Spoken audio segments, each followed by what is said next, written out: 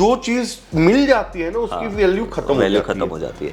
और उसका कमाने के लिए ना भैया अंदर एक आग होनी चाहिए। मेरे अंदर शुरू से ना पैसा कमाने की बहुत आग था, और 2008-9 में उसने 50 लाख रुपए का नुकसान दिया था। वो भी मतलब मेरे पैसे ना 2-4 महीने में चवन्नी रह गए थे। हाँ। फिर मैंने देखना ही बंद कर दिया, और शेयर बाजार जो मैं मानता था वो प्रूफ हो गया कि जुआ ही है। उस समय जो मेरी सोच। शेयर बाजार के बारे में मैं आपको बता दूं, मैंने इस बाजार में 1 करोड़ तक का अपनी लागत का नुकसान करा है। एक इंसान को तरक्की करने के लिए किसी भी फील्ड में एक जिद की, इच्छा शक्ति की, मैंने 1.25 से 1.5 लाख रुपए का लॉस काटा। उसमें लॉस काटा शू करके ऊपर। फ्यूचर में 5 लाख रुपए जो डाले थे वो खत्म हो गए।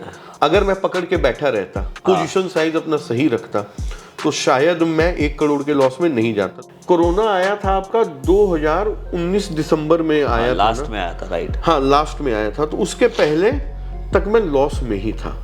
अगर बंदा ये सोच लेके आता है ना कि आज मैं माल खरीदूंगा और आज से ही मैं कामयाब हो जाऊंगा, ये वो चीज नहीं है। इंसान और निफ्टी हमेशा ऊपर ही जाएंगे। हाँ। हम रहे ना रहे, निफ्टी ऊपर ही पाएगी आपको। नमस्ते दोस्तों, मैं विजय ठक्कर और आप लोगों का सबका स्वागत है एक हमारे नए पॉडकास्ट में। अभी आज के पॉडकास्ट में हम लोग मिलने वाले हैं ऋषि जुनेजा जी से। तो ऋषि जी, मोस्ट वेलकम आपका मुंबई में। थैंक यू विजय भाई।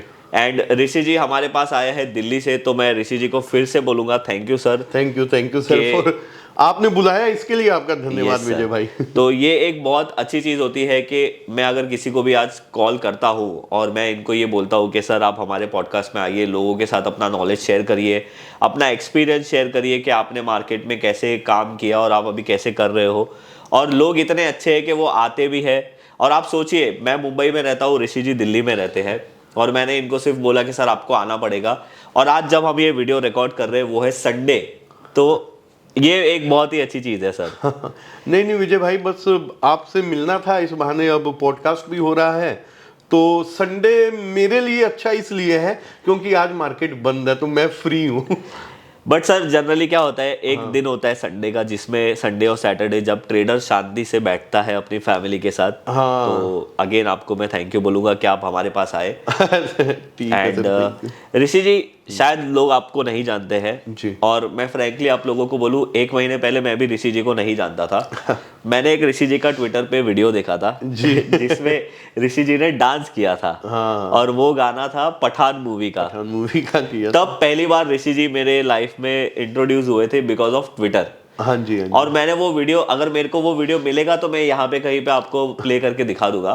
तब मैंने मेरी वाइफ को सिर्फ एक बात बोली थी कि ये बंदा कितना खुश है, ये बंदा कितना बिंदास है, जो ये नहीं सोच रहा है मेरे बारे में लोग क्या सोचते हैं, पर मैं खुश हूं तो मैं करूंगा। हाँ, वो क्या हुआ था ना विजय भाई, उस दिन टाटा मोटर्स ऊपर गया था और मैंने पकड़ रखा था, काफी टाइम से हिल के नहीं राजी था।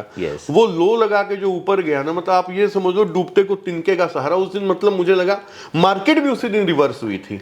तो मार्केट जब रिवर्स होती है ना तो अपने को पता, एक तसल्ली हो जाती है। मतलब जैसे बाजार गिर रहा है, गिरने के बाद जैसे ही वो ऊपर जाता है ना, तो मैं स्वभाव से बुल हूँ। तो हालांकि ट्विटर में थोड़े बहुत मेरे फॉलोअर हैं, तो जितना भी लोग मुझे जानते हैं, जो मेरा यार जो सर्कल है, मैं कभी भी सेल करके नहीं कमा पाता, बाई करके ही कमाता हूँ। तो आप मेरे जैसे हो सर। तो वो दिन एक मैंने देखा। उसके बाद मैंने ऋषि जी को बहुत बार देखा कि ये, और रिसेंटली आपने पता है ऋषि जी मुझे आपने किस चीज की याद दिलाई थी जी? जब रिंग होता था। हाँ, और वो रिंग होता था, बीएससी में लोग जाते थे, सौदा करते थे। और वो टाइम पे लोग जब मार्केट ऑल टाइम हाई मारता था तो नाचते थे, गाते थे। मैंने देखा नहीं कभी। वो चीज की मुझे याद दिला दी। अच्छा। तो ये चीज से मैं बहुत करेक्ट हुआ। अरे थैंक यू विजय। अच्छा ऋषि जी, अभी हमारे बहुत सारे लोग आपको शायद नहीं जानते होंगे, तो जैसे मैंने आपका नाम तो बता दिया ऋषि जुनेजा, बट आप हमारे लोगों को ये बताइए कि आप शेयर मार्केट में कैसे आए और आपकी लाइफ की जर्नी क्या है? हाँ। तो मैं शुरुआत करता हूँ, अपनी जर्नी से शुरुआत करता हूँ कि बेसिकली मैं कैसे, मेरी अपब्रिंगिंग हुई, कैसे क्या हुआ।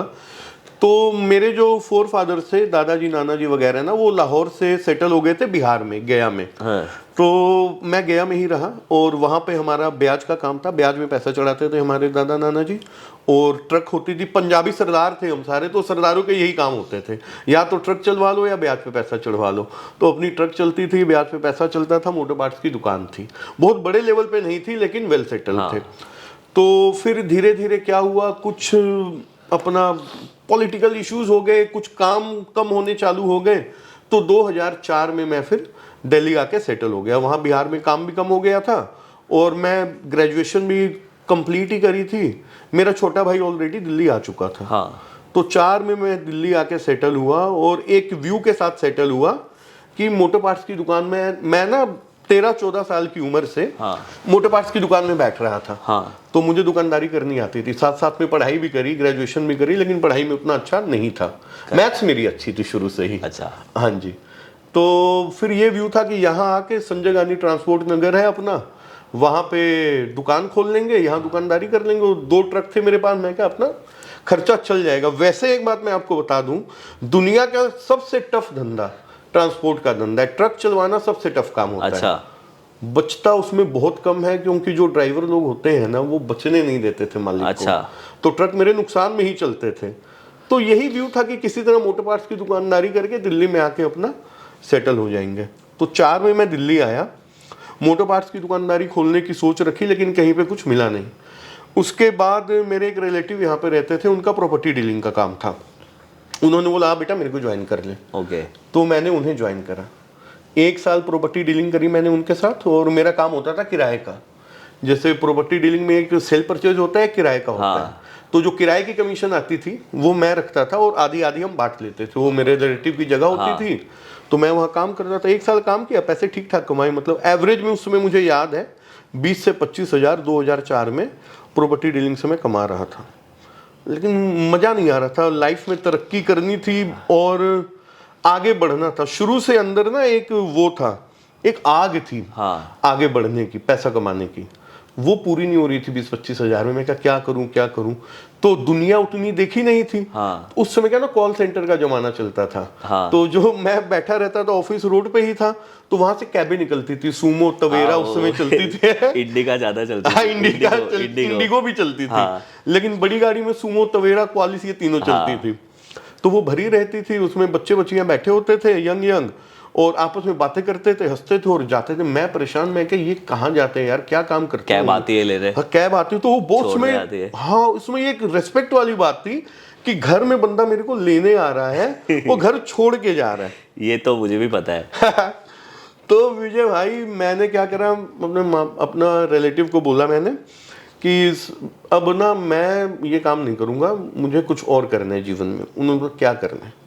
मैंने कहा मैं कॉल सेंटर करूँगा। कहते कुछ और ही कर लेता, ये क्या है। फिर इंग्लिश का क्या, हाउ डू यू डू, ये सब तो मुझे भी नहीं आता था। हाँ, नहीं, इंग्लिश तो मेरे को नहीं आती थी उतनी। लेकिन जब मैं वहाँ पे जॉब करता था ना, तो टाइम्स ऑफ इंडिया का न्यूज़पेपर लेके ना, एक मेरे पास डिक्शनरी थी, आज भी है, मैंने खरीदी थी, कुलिन स्कूबिल्ड की। बहुत अच्छी डिक्शनरी होती है।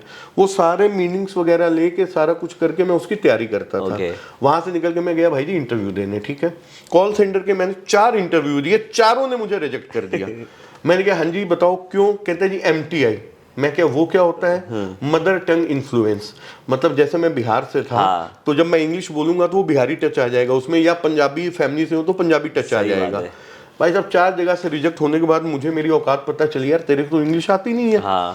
तो मैंने कहा अब क्या करें जी? फिर तो उसमें कोचिंग चलते थे, तो मैंने इंग्लिश स्पीकिंग कोर्स का कोचिंग ज्वाइन करा। 2 महीने का कोर्स करा, उन्होंने मेरी प्लेसमेंट कराई कॉल सेंटर में। 2 साल मैंने कॉल सेंटर में काम किया, 2 से 2.5 साल। शुरुआत में बहुत मजा आया। जैसे मैं एक छोटे शहर से आया था, बड़े शहर में आने का मोटिव एक पैसा कमाना, दूसरा जिंदगी जीना। तो छोटे शहर के लोगों की जो सोच होती है ना, उन्हें ये लगता है कि बड़े शहर वाले बहुत मजे करते हैं लाइफ में। हालांकि ऐसा होता नहीं है, क्योंकि अब मैं बड़े शहर में रहता हूँ। और दिल की बात बता दूं भाई जी, मेरी अब क्या इच्छा करती है, मैं छोटे शहर में जाके बस जाऊं, जहां सुकून हो, शांति हो। ये वो बात हो गई कि हर जगह पे कौवे काले ही होते हैं। हाँ, बिल्कुल सही बात है। आज देखिए ना, अब विजय भाई शाम को अगर आपने वीकेंड में कहीं घूमने जाना है फैमिली के साथ, दिमाग में पहले क्या आता है? हिल्स में जाएंगे, या सी साइड में जाएंगे, जहां पे ये भीड़ भाड़ ना हो।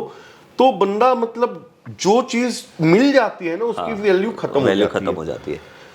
तो खैर, अपना कॉल सेंटर की बात हो रही थी, 2-3 साल कॉल सेंटर में काम किया। तो पहले मैं एयरटेल में काम करता था। जैसे आप फोन करते हो ना, तो नमस्कार, किस प्रकार आपकी सहायता कर सकते हैं, मेरा नाम ऋषि है। मैं पहले हिंदी वाले में गया था। 3 महीने वहां काम करा, फिर मैं इंटरनेशनल में गया।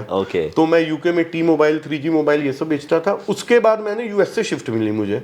उसमें अपना रिसेशन का ही टाइम चल रहा था, शायद 2008 की ही बात है। हाँ। तो उसमें बहुत सारे ना फोरक्लोजर चल रहे थे वहाँ पे, जो लोन लेते हैं ना यूएसए में।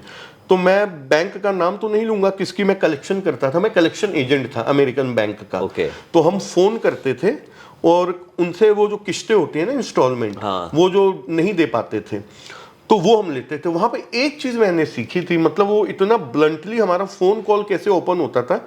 हमें जैसे किसी का फोन आता था, हम इनकमिंग में थे, इनबाउंड में था उस समय में, तो फोन मेरे पास आया ना, हमने कोई नमस्ते नमस्ते कुछ नहीं करनी। जैसे ही किसी ने बोला उधर से हेलो, तो मैं कहता था कि your total amount due is this much, when can you पे दैट।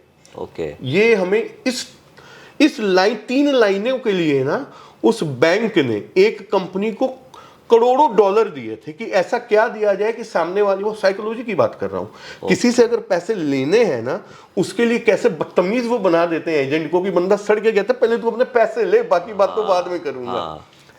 वो करा भाई जी। फिर मेरी नाइट शिफ्ट लगी थी, 11 बजे को मैं जाता था और सुबह 10 बजे घर पहुंचता था। उम्र हो रही थी, अब शादी की भी, रिश्ते की भी बात चल ही रही थी, 27-28 साल उम्र हो गई थी, शादी भी करनी थी। तो रिश्ते अपना आते थे, पूछते थे लड़का क्या करता है। तो उस समय क्या है ना, कॉल सेंटर को लोग अलग सी सोच से समझते थे कि रात में बंदा काम करने जाता है तो गलत काम करता थोड़ा होगा, अच्छा नहीं समझते थे, पता है मुझे। हाँ, हमारे यहाँ क्या है, हमारे हिंदुस्तान में ना रात के काम को खराब काम माना जाता था। अब धीरे धीरे चीजें चेंज हो गई हैं। पहले तो मतलब सीधा सा मतलब है ना, सुबह तो सूरज उगने से ही होती है। हाँ। और सूरज ढलने से काम खत्म होता है। तो अब आप उल्टा करोगे तो आपके बारे में उल्टे ही सोचा जाएगा।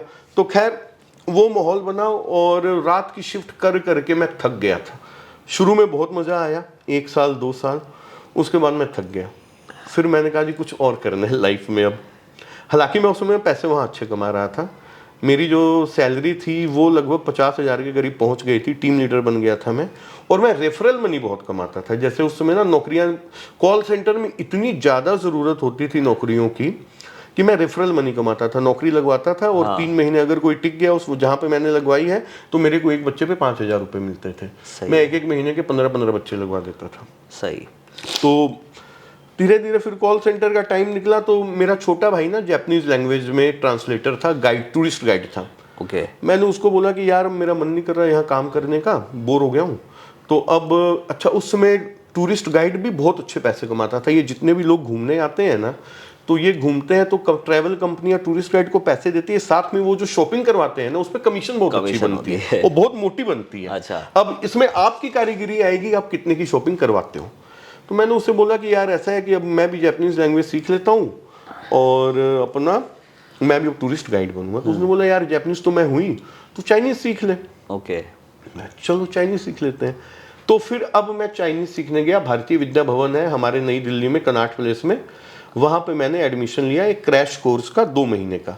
अब 2 महीने का क्रैश कोर्स था और साथ में कॉल सेंटर चल रहा था। बात बनी नहीं, फिर अंतोदगत्वा मैंने कॉल सेंटर छोड़ा और चाइनीज लैंग्वेज मैंने सीखनी शुरू करी। और भाई जी मैं आपको बता रहा हूँ, मेहनत की बात और सीखने की इच्छा शक्ति की बात, मैंने एक दिन में 12-12 घंटे लगातार अपना कमरा बंद करके चाइनीज लैंग्वेज सीखी। और जो बंदा 5 साल में सीखता है, मैंने सिर्फ 6 महीने में साफ किताबें, 5 साल की जितनी किताबें थी 6 महीने में घोट के पी गया था।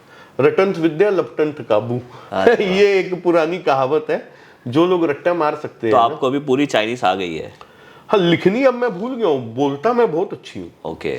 अब चाइना से थोड़ा सा काम कम हो गया है ना, तो थोड़ी सी कम हो गई, लेकिन कोई भी चाइनीज मेरे साथ बात करेंगे, वहाँ की नेशनल लैंग्वेज है मैंडेरिन, वो मैं बहुत अच्छे से क्लियरली बोलता हूँ। मुझे तो ऐसा लगता है बहुत हार्ड होगी उनकी लैंग्वेज। लिखना हार्ड है, बोलना आसान है। अच्छा।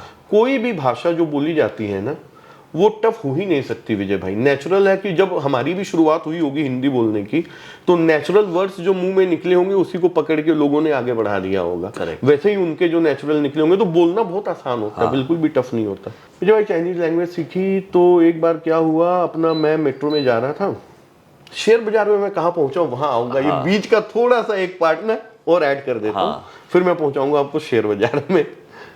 तो मेट्रो में मैं जा रहा था, तो नई नई चाइनीज लैंग्वेज सीखनी शुरू करी थी।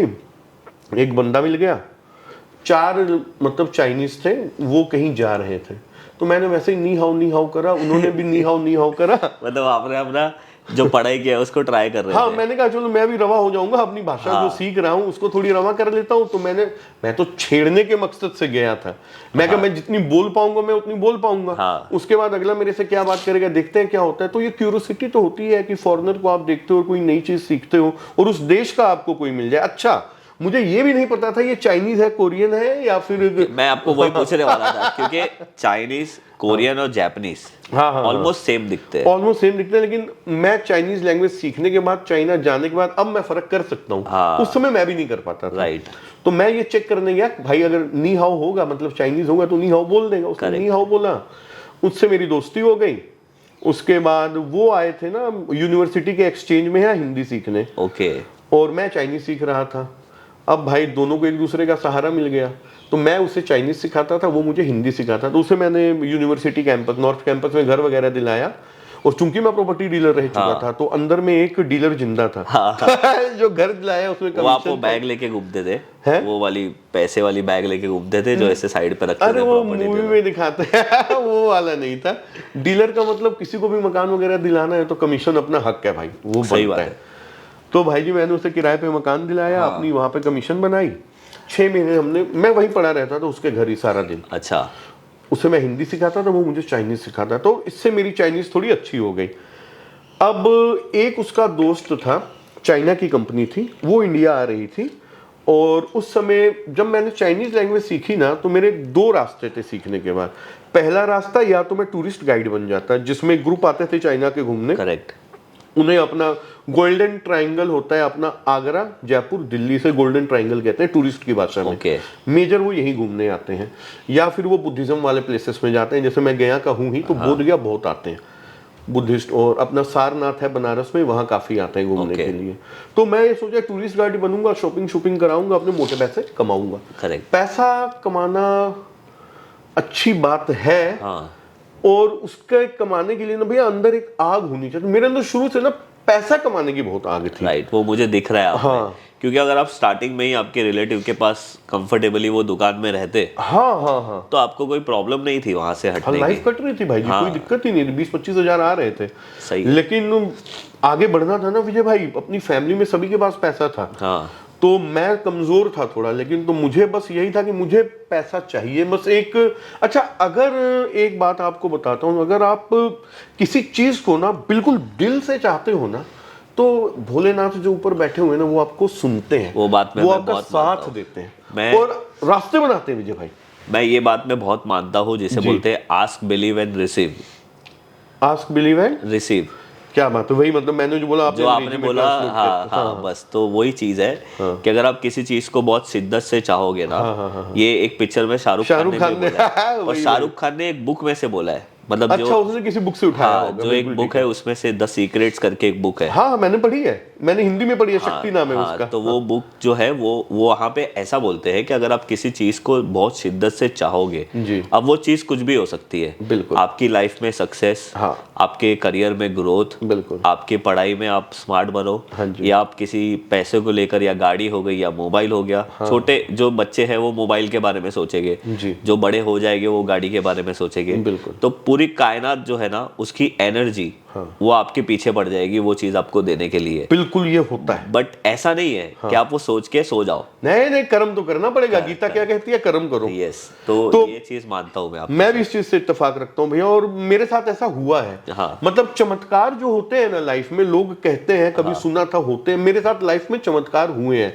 मतलब मैंने जिस चीज को इतने तरीके से चाहा, तो ऐसा तो होगा नहीं कि भगवान बारिश करेगा पैसों की, नोटों की आपके घर के अंदर। भगवान एक जरिया भेजेगा, वो जरिया आपको मिलेगा, उससे आप आगे अब वो जरिए के पास आपको मेहनत करनी पड़ेगी जाने की, और अप्रोच करने की। लेकिन कई बार बिना अप्रोच के वो आपके पास आएगा, लेकिन इनिशिएटिव तो लेना पड़ेगा ना भाई जी। फिर आपका क्या हो गया उधर?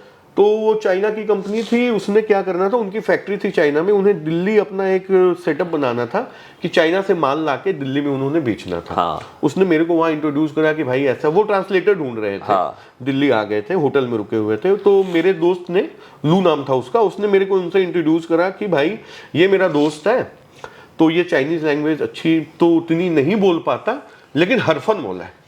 तुम्हारे काम सारे निकाल देगा, वो बिल्कुल नए। हाँ थोथा ज्ञान ना। अच्छा, चीनों को अंग्रेजी भी नहीं आती है, सबसे बड़ी प्रॉब्लम ये है उनके साथ। तो वो किसी से बात भी नहीं, बिना ट्रांसलेटर के तो वो चल ही नहीं सकते। हम हिंदुस्तानियों का सबसे बड़ा प्लस पॉइंट है ना, हमारे यहाँ कोई रिक्शे वाले भैया भी है ना, उनको भी अगर आप कनाडा भेज दोगे ना, वो इंग्लिश में बात कर लेंगे, अपना काम चला लेंगे। कोई अंग्रेज ग्राहक उन्हें दे दो, क्योंकि अंग्रेजों ने 200 साल राज करा है हमारे ऊपर, तो खून में वो डाल गए हैं अंग्रेजी। इन्फ्लुएंस तो है थोड़ा। हाँ, हमें पता नहीं होता हम इंग्लिश के वर्ड्स बोल रहे हैं, लेकिन yes, no, give, take, dollar, rupee, ये सब हम हरफन मोला इंडियन होते हैं। हाँ चीने अपने फील्ड में होंगे, लेकिन भाषा के मामले में वो नहीं है। हाँ। क्योंकि उनकी भाषा में कभी भी प्रमोट किया ही नहीं गया इंग्लिश को। करेक्ट। तो खैर मैं गया इंटरव्यू देने, तो उसने मेरा इंटरव्यू लिया और बोला बता कितने पैसे लेगा। तो मेरा क्या था कि मैंने जब स्टोरी सुनी ना कि नए आए हैं, पूरा सेटअप करना है, तो मेरे को क्या लगा कि भगवान ने मेरे लिए एक बंदा भेजा है कि ये भी जीरो से ग्रो करेंगे, मैं इनके साथ ग्रो कर जाऊंगा। ये अंदर से मेरे अंदर एक सोच आ गई थी। करेक्ट। तो मुझे सैलरी का मतलब नहीं था। उन्होंने बोला कितनी, मैंने डरते डरते अपनी तरफ से कम बोली, मैं क्या 30,000 रुपये महीना। हाँ। कहता है चलो डन, कब से आओगे? मैं क्या कल से आ जाऊंगा? कहते नहीं अभी से चालू है। मैं क्या यार, मैं क्या सर एक मिनट मेरे को सोचने का टाइम दो। मैं क्या आप कितने दिन बुलाओगे हफ्ते में? कहता है कि मैंने कहा 30 बोली, 1 सेकंड में मान गया बंदा। मैं ये गलती अंदर से आ जाता है, वो ऐसा लगता है यार 50 बोलता तो 50 में मेरे दिमाग में आया। अब सुनो तो सही विजय भाई। तो कहते कि भाई आपको 7 दिन आना, कोई छुट्टी नहीं है। मैं कहा भाई साहब 1 दिन की तो छुट्टी होती। कहता हमारा नया सेटअप है, जब बुलाएंगे कहते नहीं काम होगा 4 दिन घर में पड़े रहो। काम होगा एक। मैंने कहा मैं एक पैर में खड़ा हूँ आपके साथ, तो सैलरी थोड़ी सी लेकिन मैं ज्यादा लूंगा। कहते कितनी लोगे? मैं क्या 50। कहते चलो दी। अब मैं फिर सोच भी पड़ गई यार, ये फिर 50 अब मैं नहीं बढ़ा आगे में। मैं क्या यार वो फिर ज्यादा हो जाएगा। मैं क्या चलो जी 50 डन है। उनके साथ काम करा। उनको पहले प्रॉपर्टी डीलर जागा अंदर का, फ्लैट दिलाया, गोडाउन दिलाया। तो प्रॉपर्टी डीलिंग की कमीशन खाना मेरा हक था। क्योंकि मैं नहीं खाता तो सामने वाला खाता, दूसरा डीलर खाता। तो मैं अपनी तरफ से, जो प्रॉपर्टी डीलिंग में क्या होता है ना, जैसे 2 प्रॉपर्टी डीलर आपस में काम करते हैं ना, तो एक पार्टी लेके जाता है और एक जो सामान दिखाता है, तो वो दोनों आपस में शेयर करते हैं कमीशन को। तो वैसे कमीशन मैंने अपनी शेयर करी। उसके बाद उनका कंटेनर वगैरह मंगवाया और फिर धीरे धीरे उनसे इतना व्यवहार बढ़ गया और मुझे नॉलेज होगी काम की। तो मैंने एक बार चीनों को बोला कि भाई जी ऐसा बहुत साथ दिया आपने लाइफ में, मेरे को भी और कुछ आगे बढ़ना है, मैं जिंदगी भर नौकरी तो करूंगा नहीं। तो मैं अब मुझे चाइना से माल मंगाना आ गया। मैं क्या अब खुद माल मंगाऊंगा, मैंने पैसे कमा लिए थे। कहते कि फिर एक काम कर, तू हमारा डीलर ही बन जा, क्यों इतनी मेहनत करता, वहां जाएगा उठाएगा करेगा, भाई किसी से तो खरीदेगा, हम ही से खरीद ले। माल क्या आता था? वो माल ब्लैंकेट होता था और कारपेट होता था। अच्छा। वो दिल्ली से पानीपत बिकता था, सारा होलसेल बिकता था। ओके। तो वो सारा मैंने जीरो से शुरुआत करी, इंपोर्ट भी करा और बेचने भी। मैं 1 मैन आर्मी था सर उनके साथ। अच्छा। हाँ। तो वो सीखने के बाद देखो, कोई भी आदमी काम सीखता है ना, तो तरक्की करने का हक सबको है।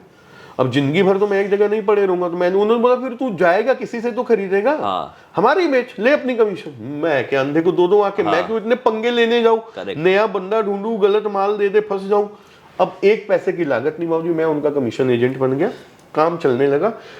कोई भी ऐसे काम होते हैं ना, ये रिलायंस रोलोइंस वाला या टाटा वाला या बिरला वाला ना, यही लोग हैं जो मतलब पुश्तों से चलते आ रहे हैं। रिलायंस तो अभी पुश्तों से नहीं है, जैसे टाटा बिरला को हम लेते हैं तो वो कभी बंद ही नहीं हुए, वो चल ही रहे हैं, वो काम चेंज कर लेते हैं। लेकिन समय के साथ क्या हुआ, फैक्ट्रियां इंडिया में लगनी चालू हो गई। जो प्रोडक्ट मैं मंगाता था वो प्रोडक्ट फेल हो गए।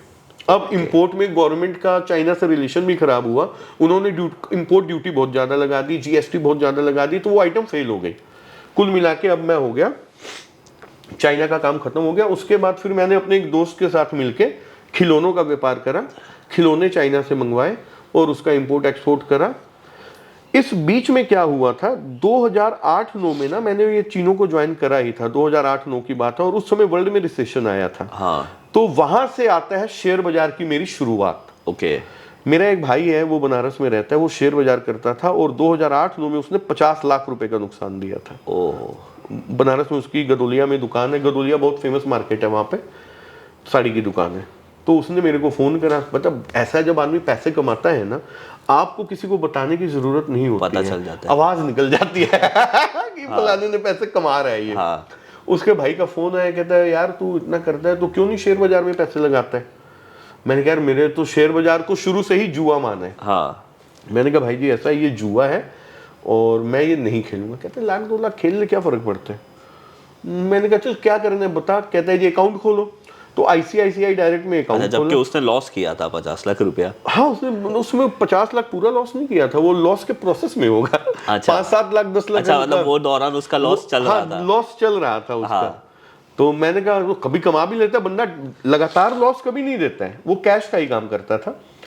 तो अगले ने मेरा आईसीआईसीआई डायरेक्ट में मैंने अकाउंट खुलाया। उस समय एक आईपीओ आया था जेपी इंफ्रा करके, हाँ। वो आईपीओ मैंने अप्लाई करा।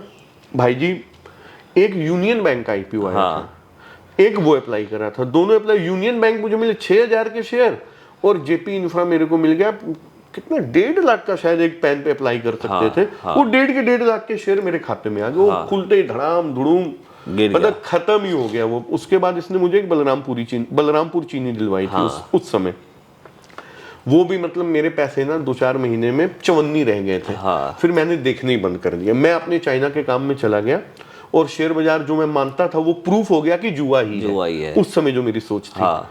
मैंने छोड़ दिया देखने। अचानक से 2-4 साल बाद दिमाग में आया, मैंने फोन करके पूछा हाँ जी भाई जी क्या चल रहा है, क्या चल रहा है, मेरा अकाउंट क्या होगा। तो मैंने क्या अपना पासवर्ड लॉगिन उसे ही दे दिया था। मैंने कहा देखियो यार तेरे को जो करना है, पैसे मैं नहीं डालूंगा नहीं, मैं कहा तू खरीद बिक्री कर, जो करना है कर इसमें। तो उसने मेरे को बताया कि तुम्हें पता नहीं ऋषि ये दुनिया तो बर्बाद हो गई है। मैं तो पैसे कमा रहा था चाइना में। मैं क्या कौन बर्बाद हो गया, तो तू जिंदा है भाई। कहता भाई मैं तो जिंदा तो हूं ही लेकिन दुनिया तो मर गई है। मैं को क्या कहते ग्लोबल क्राइसिस आ गई, लेमन ये हो गया, लेमन ब्रदर्स का कांड हो गया। तब जाके मुझे पता चला कि लेमन ब्रदर्स नाम की कोई चीज है और 2008 में इतना बड़ा फॉल आया था शेयर मार्केट में, मेरे को कुछ नहीं पता था। क्योंकि जनरली जो मार्केट के बाहर का रहता है उसको कुछ पता ही नहीं रहता, एक्चुअली नहीं पता होता क्या चल रहा है। अच्छा जो बाहर की मार्केट होती है ना, जो बाहर की दुकानदारी, मान लो आपकी दुकानदारी हो गई कंबल की, उसका सीजन अलग होता है। उनका सीजन, उनको कोई लेना तेजी देना, मंदी सीजन अलग होता है, सब पूरा अलग होता है। हाँ कोई लेना देना नहीं भाई जी इसका। तो मैंने कहा भाई सारी दुनिया मरी, मैं बचा या फिर मैं भी गया। कहते भाई सब गए, तेरा पैसा भी गया। मैं क्या कितने बचे बता तू दे। कहते मुंह से नहीं बोलूंगा, खोल के देख ले। मैंने खोल के देखा 10,000 रुपए बचे हुए, लगभग 2.5 लाख रुपए के। ओके। मैंने उसे विड्रॉ करा। मैंने कहा 10,000 की चलो ये तो खर्चा पानी बचा ले, जो बचा मेरे दिमाग में आया क्यों जीरो करूं, कुछ तो बचा ना। चलो वो कहानी खत्म हो गई। फिर अब मैं दोबारा आता हूँ शेयर मार्केट में। अब स्टोरी शुरुआत होगी मेरी शेयर बाजार की। ओके। शेयर बाजार के बारे में मैं आपको बता दूं, मैंने इस बाजार में 1 करोड़ तक का अपनी लागत का नुकसान करा है और उसको रिकवर करने के बाद, फिगर नहीं बोलूंगा लेकिन उसके कितने टाइम्स ज्यादा मैंने कमाया है और सरकार को टैक्स दिया है। तो मतलब जो मेरा लॉस था उससे ज्यादा मैं टैक्स भर चुका हूं। ओके। तो जिद, एक इंसान को तरक्की करने के लिए किसी भी फील्ड में एक जिद की, इच्छा शक्ति की, और वो जो बात मैंने करी थी, आपने क्या कहा था, believe, ask believe and receive, ask believe and receive, उस पे जाना चाहिए। तो 2017 में क्या हुआ, मेरा जो काम चल रहा था, चाइना से माल आता, तो दोस्त एक बन गया था मेरा, तो खिलौनों का व्यापार था मेरा। हाँ। खिलौने वगैरह आते थे, दुकानदारी थी, वो सिस्टम चल रहा था सारा। मैं फ्री रहता था। कंटेनर क्या है, जैसे मैंने कभी दुकानदारी बैठ के नहीं करी थी यहाँ पे। हाँ। कि माल आया दुकान में बैठ के बेचना है। हम 3-4 पार्टनर थे, तो मैं साइलेंट पार्टनर था, मतलब पैसे लगा के कमाने वाला पार्टनर। ओके। एक पार्टनर था वो खरीदारी करने जाता था। जैसे खरीदारी में मैं हमेशा साथ जाता था क्योंकि मैं चाइनीज लैंग्वेज बोलता था और वहां जाके भाव भू कम कराता था और वहां रुकता था हफ्ता 10 दिन परचेजिंग में। उसके बाद मेरा कोई काम नहीं होता था। जब माल आता था तो उतरवाने के लिए जाना पड़ता था और डिलीवरी के लिए बंदा उंदा रखा हुआ, तो फ्री रहता था मैं। हाँ। कमाई चल रही थी, बहुत ज्यादा नहीं थी लेकिन चल रहा था, काम धंधा चल रहा था, बढ़िया सेट था लाइफ में। घर अपना हो गया था, दुकान अपनी हो गई थी, भगवान ने बहुत कुछ दिया। भाई जी जब दिल्ली आया था कुछ नहीं था, कुछ मेरे नहीं पास। था। जब मैं दिल्ली उतरा था ना, मैं आज आपको बता रहा हूँ, दिल्ली उतरने के बाद ट्रेन से उतरते ही मैंने हाथ लगाया धरती को। हाँ। मैंने कहा है धरती माता बरकत देना, दिल्ली की धरती। तो भाई दिया, दिल्ली ने ना मेरे को बहुत दिया, भर भर के दिया। अब भाई जी जब पैसा बिगड़ना होता है ना, जैसे बनना होता है तो भगवान बंदा भेजता है, बिगड़ना होता है तो भी कोई ना कोई जरिया तो बनेगा ही। मेरे आईसीआईसीआई डायरेक्ट बना जरिया भाई साहब। उस समय आईसीआईसीआई डायरेक्ट बहुत हिट था। हाँ। वही चलता था। तो 2007 मेरे को क्या है ना, अपनी कुंडली दिखाने की आदत थी, मैं दिखाता था एस्ट्रोलॉजर्स को ना, तो थोड़ा सा मुझे एस्ट्रोलॉजी सीखने का शौक चढ़ा। मैंने 1 साल का एस्ट्रोलॉजी का कोर्स किया। हाँ। वही भारतीय विद्या भवन में, जहां से मैंने चाइनीज सीखी थी। तो उस कोर्स के दौरान ना वहां पे मुझे काफी लोग मिले जो शेयर बाजार में फाटका ये कहते हैं लोग इसे, FNO करते थे। FNO, हाँ। FNO करते थे। तो वहां से उन्होंने, मैं फ्री रहता था, पैसे थे ही मेरे पास, कहते ये किया कर। अच्छा वैसे मैं आपको बता देता हूँ थोड़े से अपने, पता नहीं लोग मानेंगे या नहीं इसे, जो एस्ट्रोलॉजर्स होते हैं ना वो कहीं ना कहीं शेयर बाजार से जुड़े होते हैं, वो शेयर बाजार भी करते हैं। अच्छा। और जो शेयर बाजार करते हैं ना कहीं उनका इंटरेस्ट एस्ट्रोलॉजी की तरफ भी होता है, ऐसा मुझे लगता है, क्योंकि मेरे साथ भी और भी मैं 2-4 दोस्तों को जानता हूँ। तो खैर वहां से क्या हुआ, ICICI डायरेक्ट में मेरा अकाउंट था, मैंने फ़ोन करा ICICI डायरेक्ट के कस्टमर केयर में, मैंने कहा जी मैं अब FNO में काम करना चाहता हूँ, तो मुझे कोई सिखाने वाला बंदा दीजिए। 2017 की बात है। करेक्ट। मैंने शुरू करने से पहले कोर्स करे ICICI डायरेक्ट के। तो जब मैंने कोर्स करा था वहाँ पे स्पाइडर सॉफ्टवेयर चलता था, जो बंदा सिखाने आता था ना वो स्पाइडर, जानते होगे आप सॉफ्टवेयर? हाँ, सॉफ्टवेयर, चार्टिंग का सॉफ्टवेयर। हाँ, चार्टिंग का सॉफ्टवेयर, वो जो, हाँ, तो वो बंदा वहाँ नौकरी करता था, तो ICICI डायरेक्ट में वो ट्रेनर था, पार्ट टाइम आता था, वो स्पाइडर से सारा सिखाया चुके हैं। मैंने फ्यूचर सीखा, ऑप्शन सीखा, कैश मेरे को आता ही था। हाँ। तो ये ट्रेनिंग लेने के बाद 2-4 यार दोस्त बने, उसके बाद से मैं आया फ्यूचर और ऑप्शन में। 5 लाख से मैंने शुरुआत करी। और ये कौन सा साल था? 2017 की ही बात। 17, ओके। हाँ, 5 लाख से मैंने शुरुआत करी, और ये सोच के करी कि अगर चला भी गया तो कोई बात नहीं, मुझे मनोरंजन करना है, टाइम पास करना है, जो मैं फ्री रहता हूँ तो मेरा टाइम पास हो जाए। अच्छा, मैं मेन पॉइंट बताना भूल गया, जब वो चार्ट मुझे बता रहा था ना, हाँ। तो चार्ट बताने में ना इतने आसान लगते हैं। वो ऐसे लाइनें निकाली यहाँ पे, कहता है ये देखो, ये लाइन से ऊपर निकला ना, उसके बाद कभी नीचे नहीं आया रेजिस्टेंस काट के, ये शू करके ऊपर गया। हाँ, वो पोस्टमार्टम करते हैं वो लोग। पोस्टमार्टम जो करते हैं। अब मेरा दिमाग कैलकुलेशन, मैंने कहा यार ये तो चलो ठीक है, ट्रेनर वगैरह हैं, ये मान लो अपना कम पैसे भी अगर इन पे हुए, बात कम ज्यादा के नहीं, मेरा दिमाग कैल, मैंने कहा ये अगर 1 लॉट की वो बात कर रहा था कि 1 लॉट लेंगे तो 1 लाख बच जाएगा। मैं कहा यार मैं तो पैसे कमा रहा हूँ, मैं क्यों लूंगा, मैं 10 लूंगा, मेरे को 10 लाख बच जाएंगे। और लागत कितनी लगी? 10 लाख रुपए। 10 लाख लगा के उसने ये दिखाए 15 दिन में बन गए। मैं कहा 10 लाख से 15 दिन में 10 लाख बन गए, तो 20 लाख आ गए, फिर 20 से 20, फिर 40, मैं तो पागल हो गया। आप तो बोले अभी दिल्ली में सीधा रेंज रोवर लेके घूमेंगे। I am the king. अपने दिमाग में ये था विजय भाई। तो ये लेके मैंने शुरू करा, और मेरा घर के बगल में ये एक फ्लैट है, जैसे आपका है ना, यहाँ पे आपने बहुत अच्छा बनाया हुआ है सिस्टम। वैसे मैंने थोड़ा सा अपना पुराना सा लिया हुआ था, बैठने का सिस्टम बनाया। एक बंगाली दादा मेरा दोस्त बन गया था, वो आया, पहली ट्रेड थी मेरा उस दिन, भोनी थी।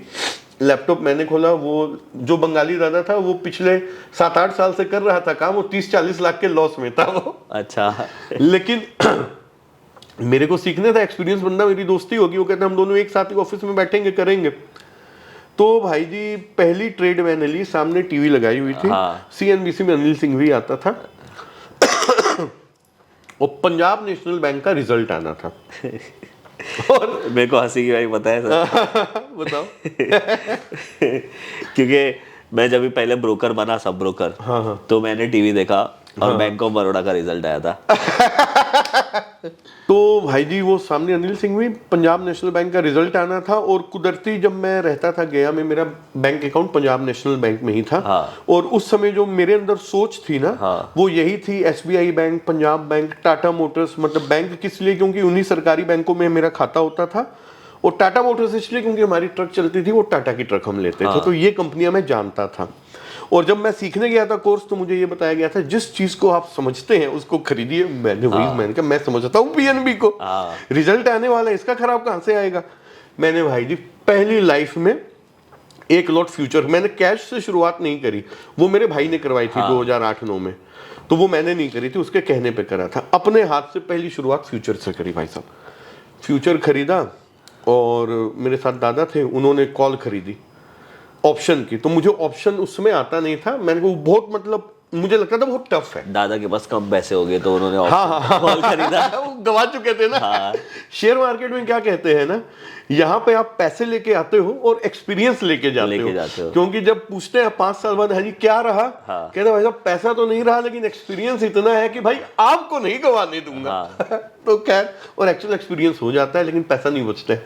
बाजार बहुत ब्रूटल है विजय भाई, नहीं बख्शता किसी को, उसको कोई फर्क नहीं पड़ता वो पैसे बच्चे के शादी के हैं या मकान के। बाजार को थोड़ी पता है आप किस चीज के पैसे डाल रहे हो।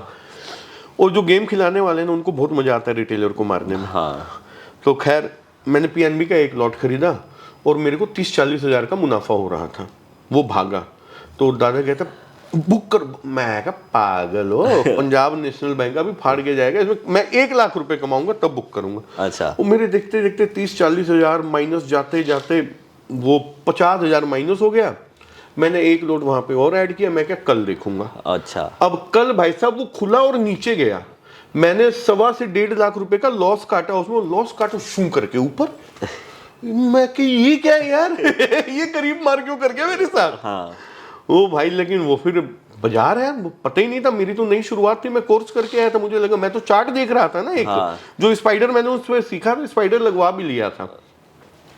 चलो खैर फ्यूचर में काम करा, उसके बाद फ्यूचर में 5 लाख रुपए जो डाले थे वो खत्म हो गए, दोबारा से 5 लाख रुपए डाले।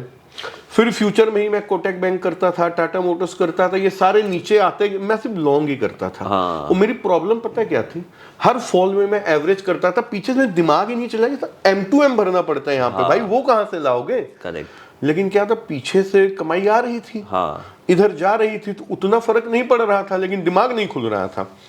करते कराते भाई साहब 20-25 लाख के लॉस में जब मैं पहुंचा ना, तो अचानक एक दिन मेरे को झटका लगा, यार ये क्या कर दिया मैंने, बहुत पैसे होते हैं सर। हाँ।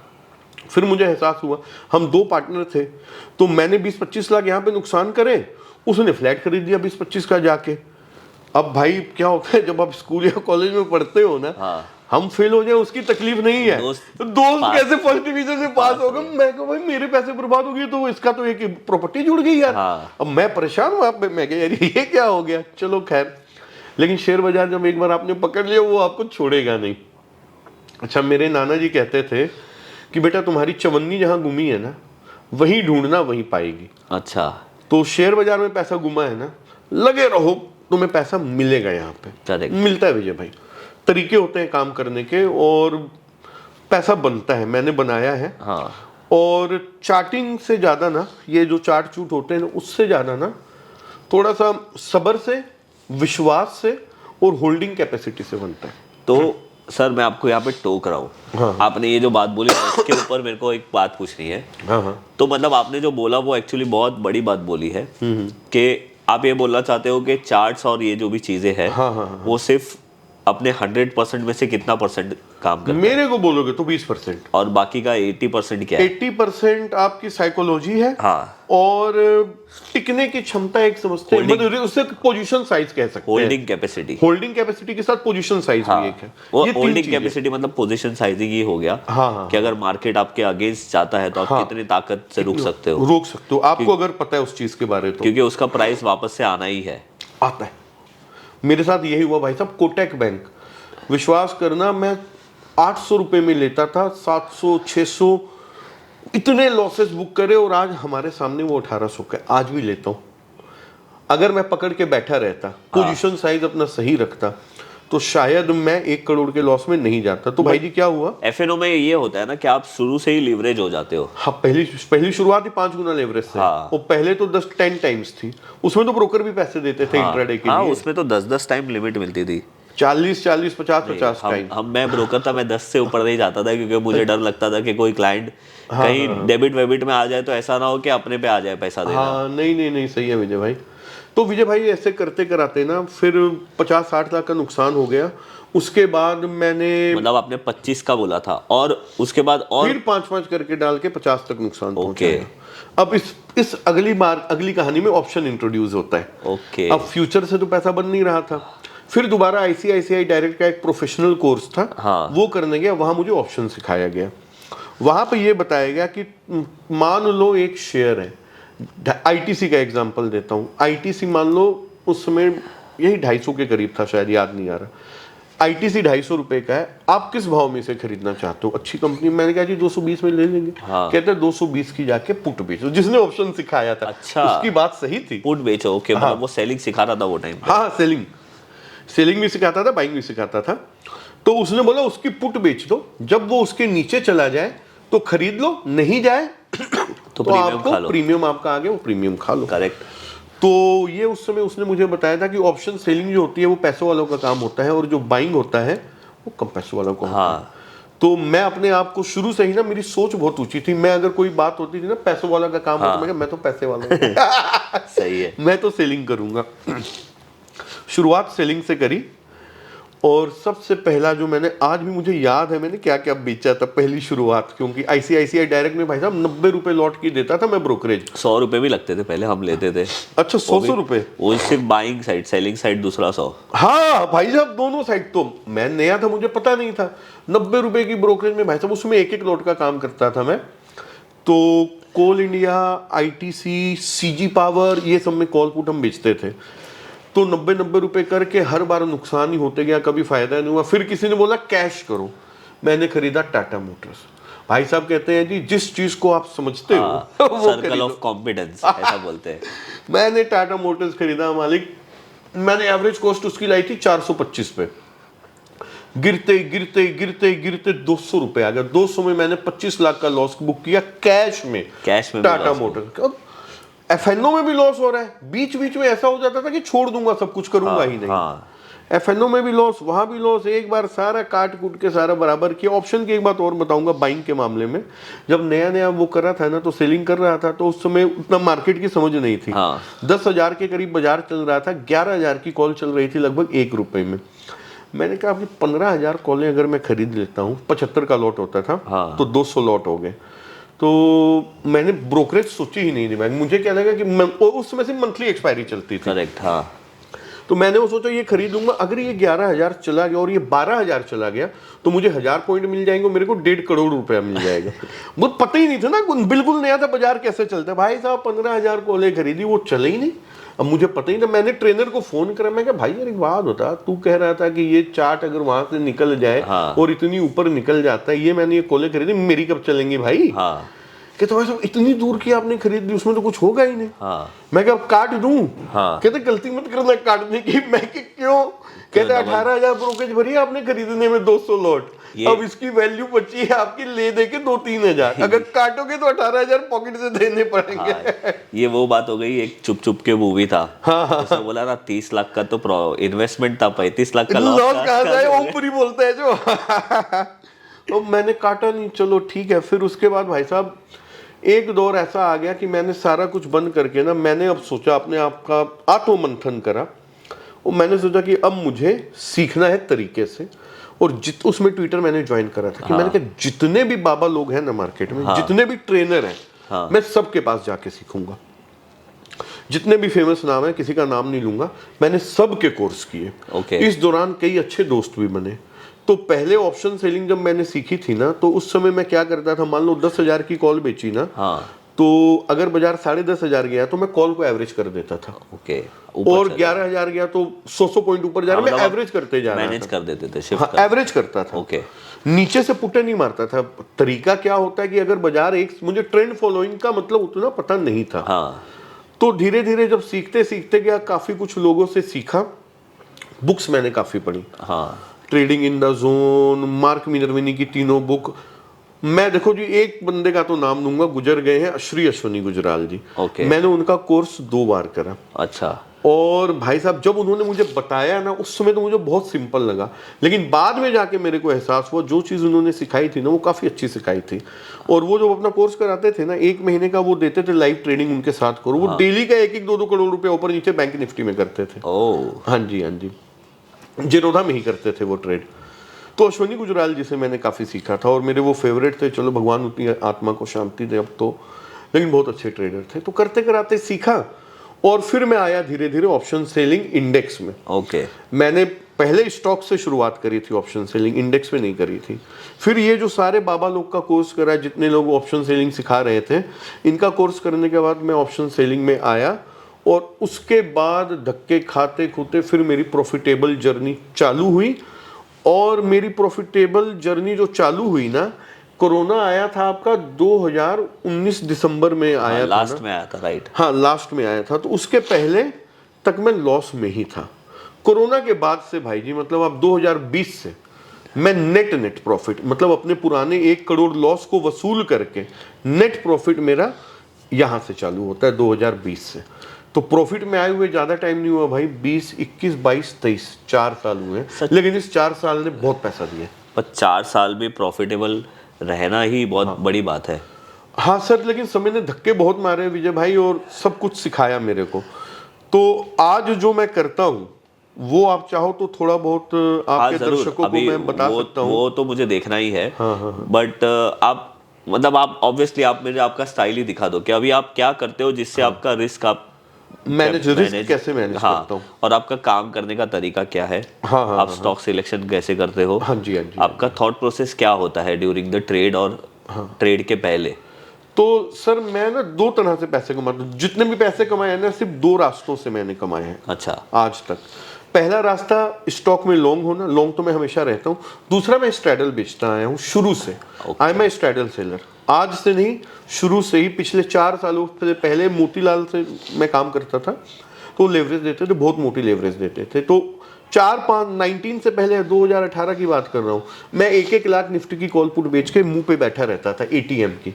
तो ये स्ट्रैडल क्या होता है, जरा छोटे से समझा दीजिए, स्ट्रैडल क्या होता है। स्ट्रैडल जैसे कॉल और पुट होती है ना, जो ऑप्शन करते हैं वो समझते होंगे। तो कॉल पुट को अगर मान लीजिए बाजार चल रहा है अभी 20,200 पे निफ्टी है। करेक्ट। अगर 20,200 की हम कॉल बेचे, 20,200 की हम पुट बेचे, तो ये इसको कहते हैं कि मुंह पे बेचना, एट द मनी पे बेचना। ये दोनों एक ही स्ट्राइक की कॉल पुट को बेचने को स्ट्रैडल कहते हैं, अलग अलग स्ट्राइक की कॉल पुट बेचने को स्ट्रैंगल कहते हैं। ओके, मतलब थोड़ा दूर ऊपर और थोड़ा दूर नीचे चले जाओ। हाँ, ये 200 पे बाजार है ना, 20,500 और इधर आ जाओ 19,800, ये हो गया स्ट्रैंगल, अलग अलग स्ट्राइक की कॉल पुट। तो आपका स्ट्रैडल बेचने का मोटो क्या होता है? स्ट्रैडल बेचने का एक मोटो होता है प्रीमियम डिके खाना। मतलब आप ये इंट्राडे करते हो? नहीं, मैं जब करता था पहले, मैं 2 महीने 45 डेज, जैसे मैंने बुक्स काफी पढ़ी थी ना, तो अंग्रेजों की मेन जो ये सारी चीजें आई हैं ना, ऑप्शन फ्यूचर, ये हमारे पास नहीं था, ये सारा हमारा बोरोड है। शुरुआत अमेरिका से ही हुई है, जापान से भी हुई है, तो वहीं से मतलब सिस्टम चला है, तो हमारे पास बहुत बाद में हुआ। तो अंग्रेजों को मैंने पढ़ा, उनकी किताबें पढ़ी, मैंने पूरी एक लाइब्रेरी बनाई हुई है भाई जी, कम से कम 15-20 किताबें मैंने पढ़ी। ओके। तो उनमें एक जगह मैंने पढ़ा था, एक स्ट्रेटजी चलती थी 45 DTE, 45 डेज टू एक्सपायरी। तो मैं 45 डेज की एक्सपायरी के स्ट्रेटल बेचता था, और जब 30 दिन रह जाते थे उससे कवर करके फिर अगले उसमें एक्सपायरी में चला जाता था। तो पहले तो सिर्फ मंथली एक्सपायरी होती थी, तो मंथली एक्सपायरी में करता था, कैरी भी करता था, और जो इंट्राडे लेवरेज मिलती थी उससे मैं इंट्राडे बेचता था। ओके। तो अभी आप मुझे दिखाइए कि आपका स्टॉक सिलेक्शन का मेथड क्या है। हाँ जी। एंड अगर आप किसी स्टॉक में एंटर होते हो, एग्जिट होते हो, उसको मैनेज कैसे करते हो? हर बंदे का ना अपना एक तरीका होता है करने का।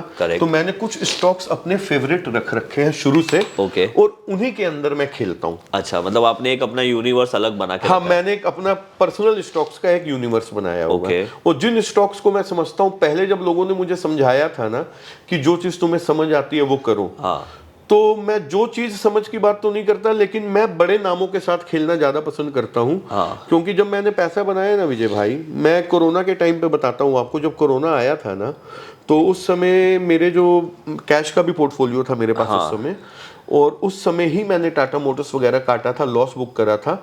बाजार हमारा जो है ना, लगभग जो हमारा हाई था ना उस समय, वो 12,300 के आसपास का हाई था। ठीक है, और मेरे ख्याल से 7,000 तक गया था, 7,600 तक गया था। तो उस समय क्या होता था ना, अमेरिका गिर रहा था, दिल्ली गिर रहा था, यूरोप गिर रहा था, चाइना गिर रहा था कोरोना की वजह से। इंडिया टिका रहा था, अगर आपको याद हो। लास्ट में सबसे लास्ट 4-5 दिन में ही गिर गया। हाँ, 4-5 दिन में गिरा था, जब मोदी जी ने थालियां बजवाई थी हमसे। और जो 2 दिन का उन्होंने करा था वीकेंड में, फेब में अपना टॉप बना था, फेब एंड से अपन गिरने शुरू हुए, और मार्च एंड तक अपना बॉटम बन गया। जैसे ही WHO ने बोला ना कि ये पेंडेमिक है, उसके बाद से जो धड़ाम धुड़ूम गिरना चालू हुआ, तो 12,300 से 11,300 तक तो मैं समझ ही नहीं पाया था। 11,300 पे मैंने अपना सारा कुछ जीरो कर दिया। करेक्ट। उसके बाद मेरी क्या स्ट्रेटजी रहती है, तो उस समय तो स्ट्रैडल के प्रीमियम भी काफी आ गए थे ना, जब बाजार गिर रहा था। विक्स 90 तक चला गया था, 90 तक चला गया था। 75 तक गया था शायद, 90 भी गया होगा। 96 मैंने देखा था विक्स। 96 देखा आपने, तो आप समझ लो प्रीमियम क्या रहे होंगे। सही बात है। तो प्रीमियम देख के मुझे बहुत लालच आती थी, मैं उस समय भी इंट्राडे करता था छोटी क्वांटिटी से। कई बार पैसे बनते थे, बिगड़ते थे, बनते थे, बिगड़ते थे।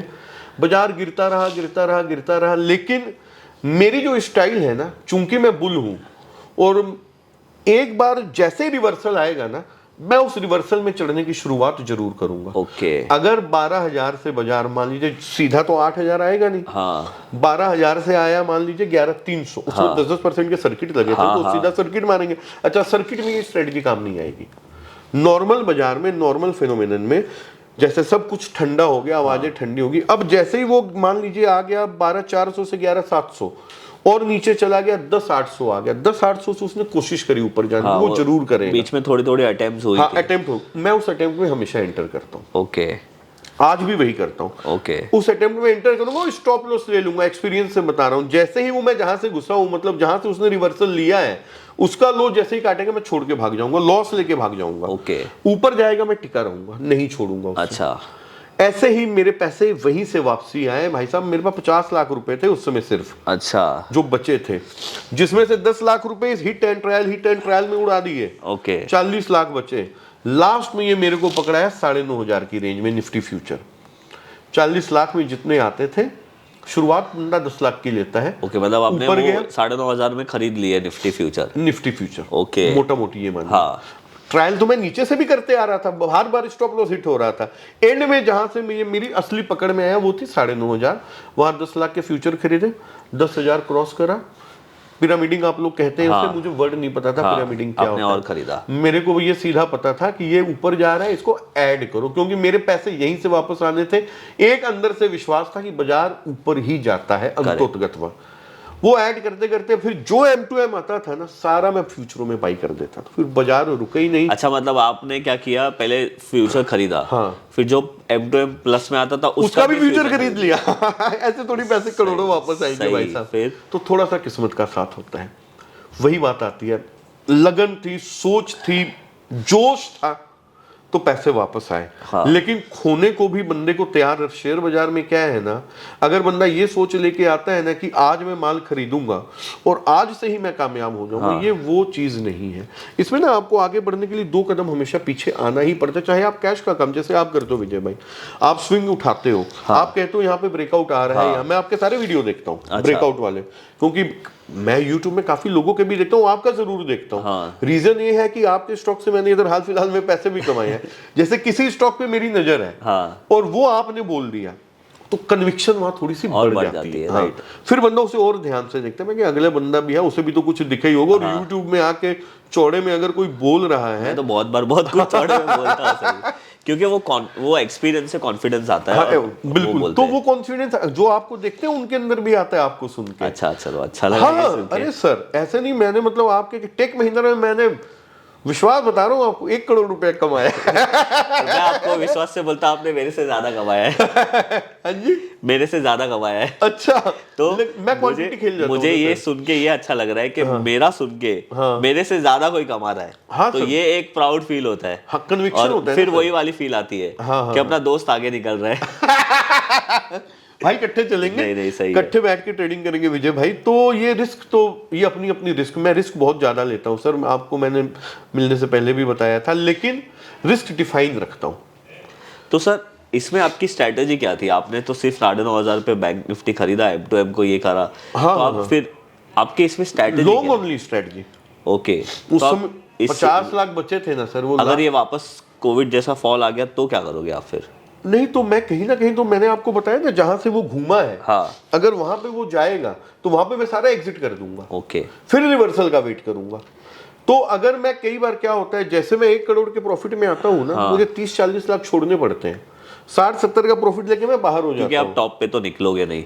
दुनिया का कोई आदमी नहीं निकल सकता है, और ना किसी ने आज तक पकड़ा है। तो जैसे ये देखिए ना, हम निफ्टी 50 का ये मैं चार्ट लगाता हूँ, अगर यहाँ पे ये निफ्टी 50 का चार्ट लगाते हैं सर।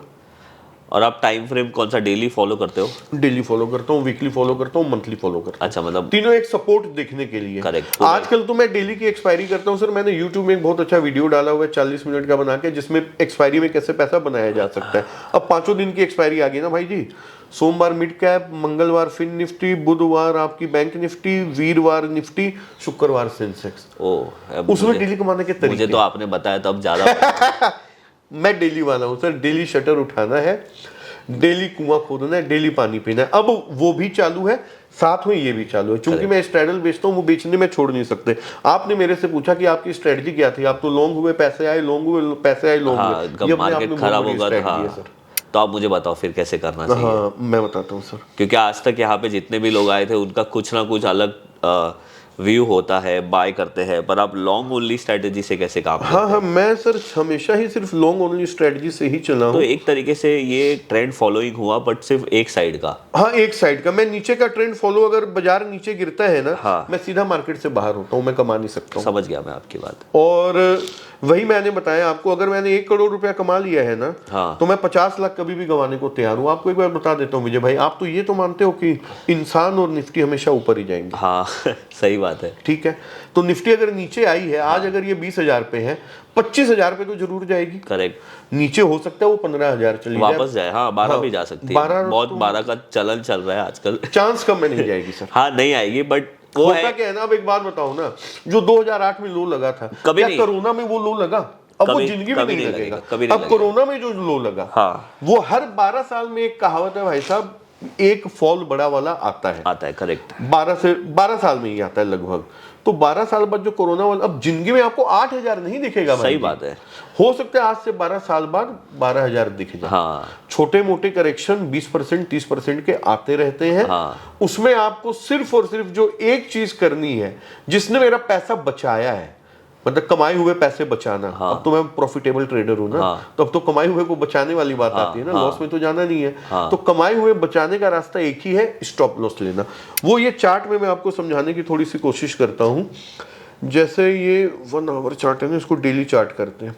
ये सर यहाँ पे ये हाई बनाया इसने 19,000 समथिंग का। हाँ करेक्ट यहाँ से बाजार गिरना चालू हुआ, ठीक है सर? करेक्ट। तो ये ये यहाँ पे आया, यहाँ से एक रिवर्सल लेने की कोशिश करी। तो आप यहाँ पे मेरी एंट्री हो जाएगी। अगर मेरे पास 1 करोड़ रुपए है ना, मैं सिर्फ फ्यूचर में काम तो आप करता हूँ। एंट्री कब करोगे? जब नेक्स्ट डे उसने प्रीवियस डे का हाई ब्रेक किया तभी?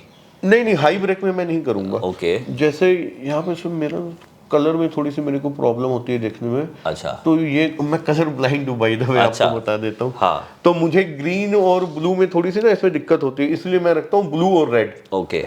वो ब्लू साफ दिखता है। अच्छा खैर सर, ये देखिए ना, यहाँ से बाजार गिरा, हाँ ये यहाँ पे इसने लगाया और ये नीचे लो लगा के ये ऊपर उठ के आ गया है। ओके। तो मैं सेम डे ही, चूंकि अच्छा, ये मतलब लो लगा के, सेम डे रिजेक्ट हुआ है। हाँ सेम डे वो रिवर्सल मारा है। ये बहुत बड़ा रिवर्सल जैसे है उसने मेरे लिए। 2:30 बजे लो मारा होगा और 3 बजे तक वो आधा अगर उसने- क्लोजिंग आप मोटा मोटी मान के चलिए, उसका आधा क्या 20% भी कवर कर लिया, छोटी सी भी ये विक मेरे को दिख गई। ओके। मेरी एंट्री हर रिवर्सल में होगी ही होगी, क्योंकि किसी माई के लाल को नहीं पता कि बॉटम कहां बनेगा, ये या रिवर्सल टॉप फाइनल कहां है बनेगा। या अभी बाकी है? हाँ, तो मेरे पास 1 करोड़ रुपया है। हाँ। मैं 10 लाख से एंटर कर जाऊंगा। ओके। आजकल मैं क्या करता हूं, जैसे मान लो मैं यहाँ पे एंटर करूंगा ना 19,600 के करीब, हाँ। तो मैं 205% दूर जाके पुट खरीद लूंगा।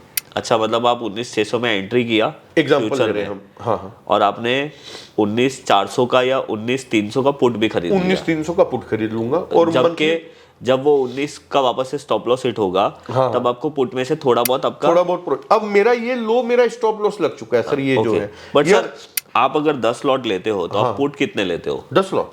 अच्छा, मतलब इक्वली आप पुट Equal, खरीदते हो? हाँ जी, हाँ जी। करेक्ट, समझ गया। तो इसमें क्या होगा ना, जब मैंने 10 लाख रुपए लगाए और 200 पॉइंट दूर जाके मैंने देखा 500 क्वांटिटी होगी, मेरा लॉस फिक्स हो गया 1 लाख रुपए का, 1.5 लाख रुपए का, मेरे को पता है इससे ज्यादा मेरा जाएगा नहीं। अब मैं चौड़े में बैठ गया हूँ, इंट्राडे स्ट्रैडल इसके साथ चालू है। ये और जो आप ये मेरी, पुट खरीदते हो मंथली वाले खरीदते हो कि वीकली वाले? ये डिपेंड करता है सर टाइम के ऊपर। ओके। अगर मान लो ये काम मैं कर रहा हूँ वीरवार को, और वीरवार या बुधवार को ये रिवर्सल आया है, और वीकली एक्सपायरी है, उस समय प्रीमियम बहुत कम है, हाँ। उस समय मैं वीकली खरीद लूंगा। अच्छा। अगर ये काम मैं शुक्रवार को कर रहा हूँ तो फिर मैं मंथली खरीदूंगा। ओके। उसका और reason ये- समझो आपकी पोजीशन एक्सपायरी के बाद भी खड़ी है, हाँ, रोल ओवर। तो आप पुट को वापस से नया खरीदोगे? हाँ, ये कॉस्टिंग जाती है सर ये, लेकिन पे ऑफ भी करती है, लेकिन आपको 3-3 4-4 महीने रुला के भी रख देती है। पुट की कॉस्टिंग और फ्यूचर में प्रीमियम होता है उसकी कॉस्टिंग, ये आपको पे करनी पड़ेगी। लेकिन टाइम टू टाइम थोड़ा सा इसके साथ क्या, मैं कवर कॉल भी खेल लेता हूँ। तो सर अभी ये एक चीज हो गया कि आपने एंट्री मारी और स्टॉप लॉस हिट हो गया तो आप निकल गए। ये वाला था ना, ये लो इसने काटा, हाँ। ये जो हमने बनाया है ये लो इसने काटा, हम यहाँ से निकल जाएंगे ओके। इस लो के बाद।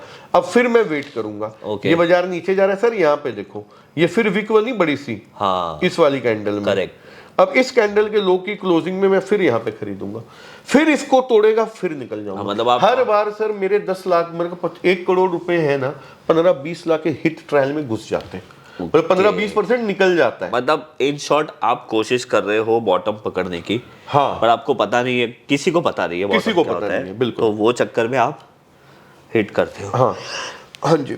हाँ। तो विजय सर होता क्या है ना कि अगर मैं बुल ट्रेडर हूं ना, तो मैं गिरते बाजार में कमा नहीं सकता। इस चीज का अपोजिट लोग कर सकते हैं गिरते बाजार में, मेरे से होता नहीं, मेरी आदत ही नहीं है। मैं सिर्फ और सिर्फ लॉन्ग ओनली ही ट्रेडर हूं। Okay. तो मेरा जो पैसा मैंने बनाया है ना, वो बनाया इससे। अब इस प्रोसेस में मैंने आपको बताया 15% 20% टूट जाता है बॉटम पकड़ने में। ओके। वो पैसे मैं लाता हूँ ऑप्शन से। अगर इस चीज को मैं ऐसे बोलूं कि मैं सिर्फ और सिर्फ ऑप्शन की ट्रेडिंग करूं अगर, तो भाई जी मैं आपको बड़े बोल नहीं बोलूंगा, भगवान से डर के बोलता हूँ, जय माता दी, ऑप्शन सेलिंग सिर्फ करूं तो मैं किसी महीने, किसी साल, किसी हफ्ते लॉस में नहीं जा सकता। अच्छा सर, अभी आप मेरे को एक बात बताइए, आपने बॉटम पकड़ना शुरू किया फॉर एग्जांपल यहाँ से, ये है ये 25 तारीख, 25 क्या है ये यहाँ पे ये लगा दें एक बार, ये यहाँ से ना लाइन एक लगाते हैं सर। हम विजय सर कौन सा, ये इस वाले बॉटम की बात करूं मैं? समझो आपने पहले यहाँ पे पकड़ा। हाँ, यहाँ पे पकड़ो लाइन। हाँ लाइन तो ठीक है, ये वाली लगा लो। हाँ जी। आपने यहाँ पे एक बॉटम ट्राई किया, हाँ ये फेल हो गया, ठीक है। फिर आपने फिर से ये बॉटम ट्राई किया। नहीं, ये वाला बॉटम भी आएगा, ये वाला। हाँ, मतलब आपने सारे बॉटम ट्राई सारे बॉटम ट्राई करूंगा। मेरा सवाल ये है कि ये बॉटम्स पकड़ने के चक्कर में समझो आपने 10-10 लाख लगाए थे, और हर ट्रेड में आपके समझो फ्यूचर में ही 20-20% लॉस हुए। टोटल कैपिटल का तो 3-4% हुआ। हाँ, बट आपके पुट में कितने बन रहे थे? समझो 20% लॉस हुए तो पुट में से हमने कितना परसेंट 5% कमाया। अच्छा, मतलब पुट इतना बड़ा काम नहीं करता है। बड़ा काम नहीं, क्योंकि मैं होल्ड नहीं करूंगा ना वहां तक। पुट एक वो सर्किट के लिए। अच्छा, दूसरा, अगर समझो आपका स्टॉप लॉस हिट हुआ फ्यूचर में, तो आप वो टाइम पे पुट से भी एग्जिट हो पुट से एग्जिट करूंगा। ऐसा नहीं कि आप पुट में खड़े हो। अगर पुट मैंने बाई करके रखी तो फिर तो मैं बियर हो गया, फिर तो मैंने शॉर्ट कर दिया बाजार को। वो मैं कर नहीं सकता। पुट सिर्फ प्रोटेक्शन के लिए यूज करते सिर्फ हो, प्रोटेक्शन के जैसे लिए। आपका ट्रेड ओवर और आपका पुट भी काट के साथ के साथ, मतलब मेरा 1 लाख का फ्यूचर में नुकसान है, 20,000 पुट दे रहे हैं। मतलब आप लोग ऐसे समझते हैं कि आपने बॉटम पकड़ने के चक्कर में आपका 4 बार एंट्री एग्जिट होता है, 8-8 बार भी होता है। हाँ, तो आपका कितना परसेंट तक लॉस हो जाता है? 20% मतलब कैपिटल का 1 करोड़ के ऊपर 20 लाख रुपए। और ये सारे जब तक बॉटम नहीं बनेगी आप 10 लाख के ऊपर जाओगे ही नहीं। नहीं, 10 लाख के ऊपर नहीं जाऊंगा। लेकिन एक बार मान लो सर वो ऊपर चला गया। अभी मैं उसी पे आता हूँ कि अभी समझो आपने ये वाला रीसेट जो यहाँ पे थोड़ा सा ऊपर बना था ये, तो यहाँ पे अगर आपने बॉटम पकड़ी होती और आपने बाय किया होता, तो आपका अभी क्या पिरामिडिंग का क्या सिस्टम है? हाँ सर, देखो मान लो ये बॉटम मैंने यहाँ पे पकड़ा, ठीक है, करेक्ट, और ये जो है बॉटम जो है ना, इस बॉटम में थोड़ा सा स्वाद आएगा आपको देखने में। ये यहाँ पे देखो, प्रीवियस बॉटम का लो भी तोड़ा था। हाँ, प्रीवियस बॉटम का लो भी तोड़ा, और ये सपोर्ट वाली जगह देखो सर। यहाँ से सपोर्ट लेके बाजार ऊपर गया पहली कैंडल, फिर यहाँ पे घूमा है बाजार, फिर यहाँ पे घूमा है। ये जो सपोर्ट है ये बहुत बड़ा सपोर्ट है सर। हाँ, इस सपोर्ट को देख के ना मेरे को ये फीलिंग आ जाएगी कि यार हो ना हो, अगर इस सपोर्ट से बाजार घूमेगा ना तो अब नीचे आने के चांसेस। देखो विजय सर, मैं देख ये घूम रहा है, ये घूम रहा है, ये अच्छा, ये मैं हाथ से दिखा रहा हूँ। मैं समझ गया, मैं समझ गया, सब तो दिख रहा है। अब यहाँ पे मेरे को एक विश्वास हुआ कि यहाँ से बाजार ऊपर जा सकते हैं। यहाँ पे मैं एंट्री 10 लाख से ही करूंगा। मान लो यहाँ पे मैंने जब 19,250 पे एंट्री करी, एग्जाम्पल लेता हूँ, 19,000 की मैं पुट खरीद लूंगा। ओके, ठीक है भाई साहब। अब ये बाजार अगले दिन ऊपर चला, ये तो नीचे बंद हुआ, अगले दिन ऊपर गया, यहाँ पे बंद हो गया। करेक्ट। और ये मैं 20 MA और 200 MA लगा के रखता हूँ। ये थोड़ा सा मैं आपको बताऊंगा इंट्राडे वाले लोगों के लिए ना। ये अश्वनी गुजराल जी से ही मैंने सीखा था, तो ये मैं बताऊंगा उसमें क्या देखता हूँ। तो ये 20 के ऊपर आ गया, 20 MA के ऊपर आ गया। एक अंदर है कुछ नहीं, अंदर से मन कहता है जी 20 MA के ऊपर आ गया, मतलब राइजिंग ये थोड़ा सा 20 MA हो रहा है, तो इसमें जान आएगी। अब ये बाजार अगले दिन ऊपर बंद हो गया भाई, मैं प्रॉफिट में आ चुका हूँ। अब यहाँ पे मैं 10 लाख रुपए और डालूंगा। तो आप कब डालोगे? नेक्स्ट डे के क्लोजिंग में? क्लोजिंग में। हाँ, या तो क्लोजिंग में डालूंगा या बाजार खुलते ही ऊपर भाग रहे हैं। दूसरी बात, अभी जैसे निफ्टी का मार्जिन मेरे ख्याल से 1.5 लाख रुपए है एक लॉट का। हाँ, मैं उतना देख नहीं पाता, 1.5 लाख से कम ही होगा। तो मैं ये बोलना चाहता हूँ कि अब 10 लाख रुपए का 3 लॉट, मतलब लॉट्स लेते हो, या 10 लाख मतलब एक लॉट हो गया? नहीं, 10 लाख का मतलब मैं लेता हूँ 10 लॉट। हाँ, मेरा, क्योंकि अगर हम वैल्यू समझे तो 20,000 सर मैं बहुत रिस्की गेम खेलता हूँ। हाँ, तो मतलब आपने एक्चुअली 10 लाख की पोजीशन नहीं बनाई है, आपने 10 लाख का प्रीमियम भरा है।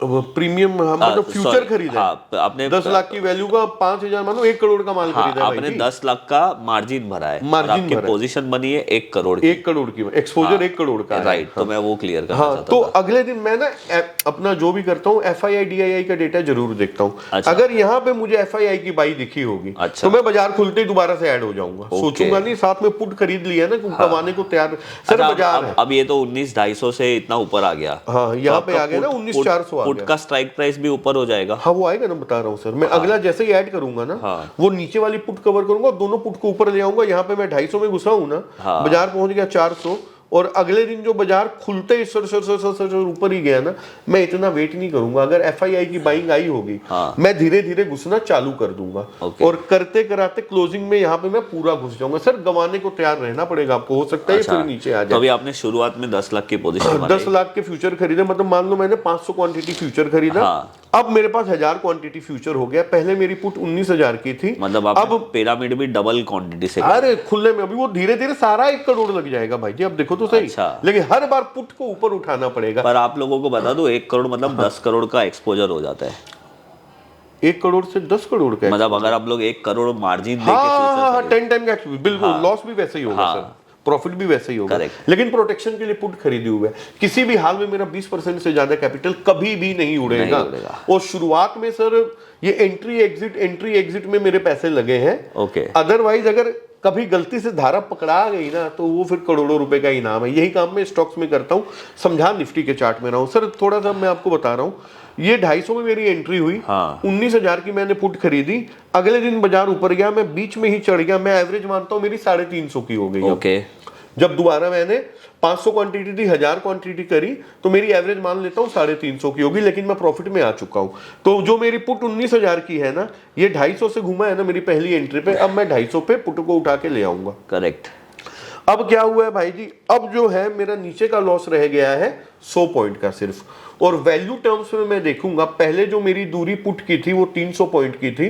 तो अगर 500 क्वांटिटी से मेरे को 1.5 लाख का नुकसान होता मैक्सिमम, अभी मेरा 100 पॉइंट का लॉस है, तो 1000 क्वांटिटी से मेरा नुकसान 1 लाख का रह गया। करेक्ट। नुकसान मेरा अब कम हो चुका है। क्वांटिटी डबल हो चुकी है।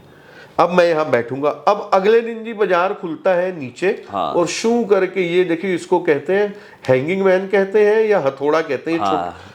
हैमर कैंडल पॉजिटिव रिजेक्शन होता है ये। हाँ, ये भाई साहब मेरी तो लॉटरी लगी। अब ये ऊपर गया। अब मैं कुछ नहीं करूंगा, अब अपनी पुट को उठा के ले आऊंगा 500 पे। अब आप पिरामिड मैं कॉस्टिंग नहीं पिरामिडिंग करूंगा। ओके। पहले तो पुट को उठा के लाऊंगा ना। ओके। अपना प्रॉफिट तो बुक करूं ना। हाँ। अब 19,500 पे ये कॉस्टिंग जा रही है अभी मेरी। मेरे को परवाह नहीं है नीचे जा रहा है तो। ओके।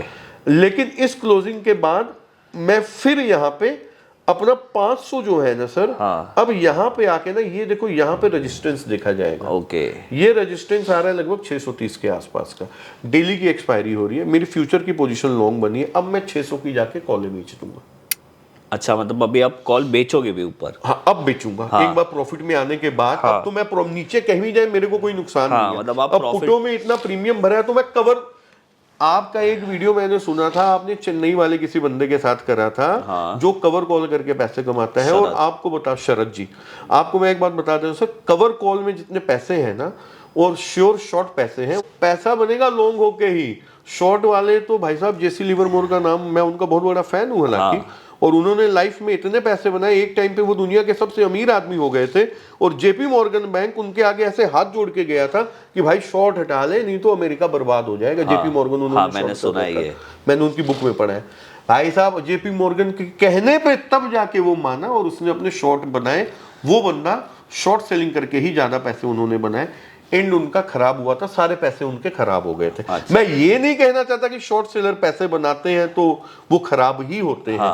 मेरा ये मानना है कि सुकून के पैसे जो होते हैं वो जो आसानी से बनते हैं ना, शॉर्ट सेलर को मतलब डर। एक बात बताऊं ना बाबूजी, ट्रेडर भी है जो शॉर्ट सेलिंग करता है, उसके बारे में मैंने सुना है बट ज्यादा पढ़ा नहीं है। तो सर अभी आप इसमें स्टॉप लॉस कैसे आपका लगाओगे? मतलब आप जैसे अभी आपने बोला कि रेजिस्टेंस, कोई स्टॉप लॉस नहीं है, पुटे खरीदते जाऊंगा। ओके। मुझे क्या पता बाजार कहाँ रुकेगा भाई जी। अब एक बात बताओ, आपकी इसमें एग्जिट कब आएगी फिर? कोई एग्जिट ही नहीं है। ओवर लॉन्ग हो भैया। मतलब आप परम बुल हो। हाँ, पर मैं बैठा हुआ हूँ ना अब ऊपर। अब एक बात बताओ, 20-250 से बाजार आ गया 20-200 पे। अच्छा, अभी जब आपने यहाँ पे कॉल बेचा था, हाँ, तो यहाँ पे आ जाते हैं हम। ये तो अभी वापस ऊपर गया। हाँ, बात तो सुनो सर, अब ये मेरे को बाहर फेंक देगा यहाँ पे हाँ। प्रॉफिट देके। आप कहते हो एग्जिट कहाँ होते हो? अगर मैंने कॉल बेची और बाजार उसके ऊपर बंद हो गया, अब मैं बाहर हो गया, अब मैं जब तक नीचे नहीं आएगा मेरी तो एंट्री मतलब आपने अभी यहाँ पे अपनी फ्यूचर भी बेच दिए। मैंने निफ्टी के फ्यूचर कवर करे थे आपके 19,900 पे। अच्छा, मतलब आपने 19 मैं अभी ये 600 का एक एग्जांपल दे रहा था, मैं कॉल बेचूंगा, लेकिन यहाँ मैंने बेची नहीं थी। उसमें थोड़ा मार्केट भी देखनी पड़ती है, ग्लोबल व्यू भी देखना पड़ता है। अभी G20 की हमारे यहाँ सबमिट होनी थी। हाँ। मैं एक अपना ना एक आपको ना स्टोरी क्रिएट करनी पड़ती है अपने अंदर। आपको मतलब एक्टिव रहने के लिए, पॉजिटिव रहने के, तो मैंने अपनी ये स्टोरी क्रिएट करी कि दुनिया के 20 मजबूत देश हमारे घर में हम उन्हें बुला रहे हैं। तो अपने देश का जो भी राजा होगा, हमारे जो इंडेक्स होता है ना, ये हमारे देश की नाक है, नाक ये है, हमारी उसको पहचान, ऊपर वो करेगा। नाक को ऊपर ही रखेगा, नीचे नहीं जाने देगा, ग्लोबल कहीं भी चले जाए। तो G20 तक बाजार ने नीचे नहीं देना था, ये स्टोरी मैंने खुद को समझाई हुई थी। तो मैंने कोई कॉल नहीं खरीदी थी, लेकिन हाँ 20,900 में अच्छा पैसा बन रहा था। वॉल्यूम पैसे नहीं बताऊंगा कितने, लेकिन अच्छा वो फॉल में मेरे पैसे लगे भी थे। हाँ। ऐसा नहीं है नहीं लगे थे, जब गिरता हूं तो पैसे लगते भी हैं, फिर सारा निकल जाता हूं मैं धीरे धीरे धीरे धीरे। जैसे ही बाजार गिरेगा ना अपना विजय भाई, तो मैं निकलते जाऊंगा। नीचे पुट्टे सबकी खरीदी हुई है, वेट नहीं करूंगा। वो जो मैं कैंडल देखने का सिस्टम बताया है ना, स्विंग लो तोड़ा या प्रीवियस लो तोड़ा, जहां जिस पे ठुकेगा सबसे धीरे धीरे निकलते जाऊंगा। जैसे दोबारा घुसूंगा ना, वो बढ़ते जाएंगे। मेरी एक बात बीच में रह गई थी शॉर्ट सेलर के ऊपर। मान लो कि आज TCS है, वो 3400-3500 का शेयर है। हाँ। अगर कोई इसे शॉर्ट करता है तो TCS तो 10,000 भी जा सकता है। जा सकता है। लॉन्ग वाले का कितना नुकसान है? 3500 रुपए का ना, 3500 सिर्फ उससे ज्यादा तो हो ही नहीं सकता। हाँ। तो इसीलिए मैं लॉन्ग की अप्रोच रखता हूँ। और मुझे एक चीज किसी ने सिखा दी है, हम रहे ना रहे, निफ्टी ऊपर ही पाएगी आपको। राइट, वो तो है सर। मैंने जब अपना करियर शुरू किया था तभी निफ्टी 3,000 था। बताओ भाई जी, मैंने तो 3,000 मैंने देखा भी बजाज फाइनेंस को 250 रुपये में देखा है। नहीं। ओए होए। और मैंने अपोलो टायर को, सीएट टायर को 23 रुपये में देखा है। तो लगता नहीं कोई टाइम मशीन है घुमा के वहां लेके जाए, भाई का मकान दुकान बेचो यार, खरीदो। अब मुझे ऐसा लगता है कि काश यार वो समय कुछ अक्ल होती। मैंने हमेशा हमारे क्लाइंट्स को यही बोला है कि सर आप ट्रेडिंग करके पैसा गवाओगे ही, क्योंकि मेरे पास 2011 से सारे क्लाइंट्स के डेटा है। कौन ट्रेडर था, कौन BTST करता था, कौन इन्वेस्टर है। हमारे पास एक क्लाइंट था जिसके पास 600 नेस्ले थे जी। जो क्लाइंट अभी उनकी एज होगी 65-70 जी, बट वो क्लाइंट के पास आज भी है। वो 600 नेस्ले रखे हुए हैं। बताओ जी, उन्होंने 21,000 चल रहे हैं। अभी उनके लड़के का फोन आया था मुझे। उन्होंने बोला कि अभी वो अंकल की हालत थोड़ी खराब है, तो आप उनका शेयर ट्रांसफर का मेरे अकाउंट में। तो अभी मुझे लगता है उनके अंकल के पैसे के मजे उनके बच्चे करेंगे। तो यही तो है sir, but sir ji wealth बनी उनकी। वेल्थ सर कैश में बनेगी। हाँ, ट्रेडिंग से ना आपके ऊपर के खर्चे निकलेंगे। मैं हमेशा 2 चीज बोलता हूँ, आप मार्केट में से 2 चीज बना सकते हो जी सर, एक इनकम और एक वेल्थ। बिल्कुल ठीक। जो वेल्थ है वो आपका एड्रेस बदलेगी, बिल्कुल, और इनकम आपका लाइफस्टाइल बदलेगी। हाँ, तो सही बात है। अगर आपको वेल्दी बनना है तो आपको थोड़ा लंबा सोचना पड़ेगा। बिल्कुल आपके साथ हूँ मैं इस बात के ऊपर। लेकिन सर पता है क्या, अब जो फुल टाइम ट्रेडर है ना, वो ट्रेडिंग नहीं करेंगे तो कैसे चले? इतना शांत, तो फिर हम योगी हो गए, हिमालय में जाके बैठ बताइए कि आपके पास भविष्य में 50 करोड़ हो गए, तो क्या आप सेम चीज कर पाओगे? लेकिन मैं बिजी रहने के लिए कुछ अलग तो करूंगा ना सर। मैं मतलब खरीद के मान लो छोड़ दिया। एक लेवल के बाद जब आपके पैसे बढ़ जाएंगे ना सर, हाँ, फिर मैं डेली ट्रेडिंग नहीं कर तो पाऊंगा। आप वो डेली जो आप 10 लाख अभी डाल रहे हो, शायद वो टाइम पे आप 1 करोड़ का पहला सौदा मारो। हाँ, वो यही होगा। लेकिन ये सब चीजें ना पता है कब छूटेंगी? एक टाइम के बाद छूटेंगी विजय भाई। आपकी पूरा कैश का पोर्टफोलियो आएगा। आपकी एक टाइम पे इतनी एनर्जी भी नहीं होगी कि आप पूरा दिन स्क्रीन के सामने बैठो। डेली एक्सपायरी करता हूँ पूरा दिन, जैसे टकटकी लगा के देखे। लेकिन मैं चूंकि मैं बिना कॉल पुट बाय सर, बिना हेज के ना इतनी चोटें खाई है, एक चीज सीखी है, बिना हेज के काम नहीं करना है। लेकिन इस बाजार में ना, आपने अभी बोला कि आपके इतना क्लाइंट का डेटा आपके पास है, और आपने उनको ये समझाया कि ट्रेडिंग में मैक्सिमम, आपने क्या समझाया, सेबी कहती है 90% लोग लॉस करते हैं। लेकिन मैं सिर्फ अभी मैं बताता हूँ 10% लोगों में फर्क क्या है। हाँ। मुझे एक बहुत बड़े पर्सन मिले थे मार्केट में। उन्होंने मुझे बोला कि मार्केट सबके लिए सेम है, हाँ, पर वो अलग कब बनता है, क्योंकि आप जैसे हो वैसे मार्केट है। बिल्कुल ठीक है। तो जो आपकी पर्सनालिटी है वो आपको मार्केट देगा। आप इन पेशेंस हो तो आप कभी प्रॉफिट नहीं कमा पाओगे, आप पेशेंस हो तो प्रॉफिट कमा पाओगे। बिल्कुल आप सिस्टम को फॉलो करोगे तो भी पैसे कमाओगे, पर आप हर दिन सिस्टम बदलोगे नहीं कमा पैसे नहीं कमा नहीं पाओगे। कमा पाओगे। तो ये चीज है कि मार्केट एक मिरर है, आप जैसे हो वैसे आपको मिलेगा। Agree, totally agree with you. तो ये इस चक्कर में 90% लोग नहीं कमा पाते, क्योंकि 90% लोग ने अब तक खुद को ही नहीं पहचाना। हाँ सर, एक चीज मैं और बोलूंगा, शायद थोड़ा सा मतलब किसी बुरा को बुरा लगे, हाँ। ऑप्शन मैक्सिमम जो मेजोरिटी है ना वो ऑप्शन बायर की है और इंडेक्स में ऑप्शन बाई कर रहे हैं। सर वो प्योर लॉटरी है, प्योर जुआ है। आप चार्ट चूट देख के कर भी रहे हैं ना, अगर आप पोजीशन साइज को ठीक कर लेते हैं, मान लीजिए आपके पास 1 लाख रुपया है, आप 5,000 से बाई करते हैं ना, आप कभी जिंदगी में नहीं मरेंगे। आदमी रातों रात अमीर, जैसे मैंने नहीं सोचा था पहले जो आपको मैंने बताया था, स्पाइडर में सीखा मैंने, और मैंने कहा यहाँ से 10 लॉट, यहाँ से 10 के 20, 20 के 40, ये सोच आदमी के पैसे खत्म करती है। और जब लॉस होता है ना शुरुआती दौर में, आदमी इतना फ्रस्ट्रेट हो जाता है। भाई साहब मैं आपको जेन्युइन बात बता रहा हूँ अपने बारे में, कि कई बार ऐसा लगता है कि भाई ये जो सामने मेरे 5 लाख बचे हुए हैं ना, ऐसे ऐसे करके खत्म, जीरो करो, नहीं चाहिए मेरे को, ये भी पैसे नहीं चाहिए। शुरुआती दौर में इतनी फ्रस्ट्रेशन आ जाती है, दिमाग की इतनी लड़ाई है ना इसमें। दुनिया का सबसे टफ फील्ड है ये इंट्राडे ट्रेडिंग करना। सब लोग को लगता है सबसे इजी है। अरे मेरे मालिक, दुनिया का सबसे टफ काम है, सबसे टफ बिजनेस है। हाँ, सबसे टफ बिजनेस है, और इसमें आपको अपने दिमाग के ऊपर कंट्रोल करना ही सबसे बड़ी चीज है। तो सर, और वो एक्सपीरियंस है। Yes sir. तो मैं अभी आपका ये बेसिकली स्ट्रेटेजी नहीं है, आपका ये स्टाइल बोला जा सकता है। हाँ, मेरा स्ट्रेटेजी नहीं है, स्टाइल है। ये इसको मैं कोटक बैंक में भी आपको दिखाऊं थोड़ा सा। तो मैं एक समरी खाली बता देता हूँ कि आप हमेशा जब भी मार्केट गिरता है और सेम डे अगर रिजेक्ट होता है, तो आप वहां पे 10 लाख, आप एंट्री मारते हो और आप पुट खरीदते हो प्रोटेक्ट करने के लिए आपके थोड़े लॉस हमेशा।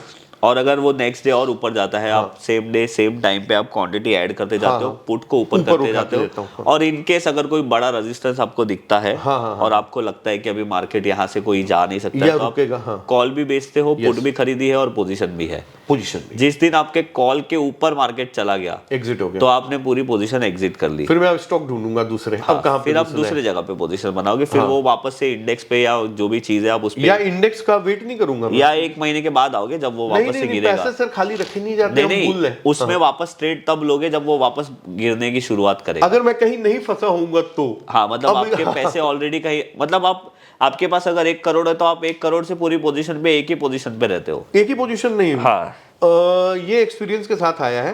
मैं 7-8 स्टॉक्स में रहता हूँ। अच्छा, मतलब समझो अगर वापस से कहीं पे पोजीशन बनने की चार्ट आ रही है, चार्ट बन रहे हैं, पर आपके ऑलरेडी 7-8 ट्रेड बिजी है, तो आप वो नए ट्रेड को नहीं बनाओगे जब तक वो ट्रेड में आप एग्जिट नहीं होते। हाँ, मैं स्टॉक के साथ बैठा हूँ। आज मैं कोटक बैंक की बात बताता हूँ सर। ओके। पिछले 4 सालों से ये कोटक बैंक में खोलूंगा, 1 मिनट। वैसे मैं आप लोगों को बता दूं कि ऋषि जी मेरा लैपटॉप यूज कर रहे हैं, क्योंकि इसमें स्क्रीन रिकॉर्डिंग है। नहीं तो आप लोग नीचे कमेंट करोगे इसको बैक जाना नहीं आता, ये ट्रेडिंग कहाँ से करता है। क्योंकि देखो, आप अगर एक ट्रेडर हो तो आपको पता होगा कि आपका खुद का जो लैपटॉप होता है और आपकी जो सेटिंग होती है, आप उसके हिसाब से इजीली काम करते हो। बट ये यूज करते हैं विंडोज और मेरा है मैकबुक। स्क्रीन रिकॉर्डिंग के लिए मैंने इनको बोला कि भाई आप मेरा लैपटॉप यूज करो, उस वजह से हो रहा है। नहीं, ठीक बताना पड़ता है सर जी। नहीं, जरूरी है सर, बहुत जरूरी है। आजकल लोग जज कर लेते हैं जल्दी से। हाँ, आजकल आप क्या करोगे सर, वो बात सबकी, इनका भी सोचना सही है सर। और मेरे साथ ऐसा हो गया सर जी, तो मुझे अब बहुत डर लगता है। नहीं विजय भाई, डरना जरूरी भी है। मेरा सिर्फ ये कहना है ना, कोई भी बंदा ऐसा नहीं होना चाहिए ना जो फॉर्जरी करके आगे बढ़े। करेक्ट। अब मेरा कोई प्रोडक्ट सेल करने का कोई इरादा नहीं है, बस आपसे मिलने का एक इच्छा थी। और दूसरा, जो मैं करता हूं, अगर मैं लोगों तक अपना मैसेज पहुंचा पाऊं, क्योंकि अभी जो चला था ना, बीच में हवा चली थी कि ट्रेडिंग से कोई नहीं कमा सकता।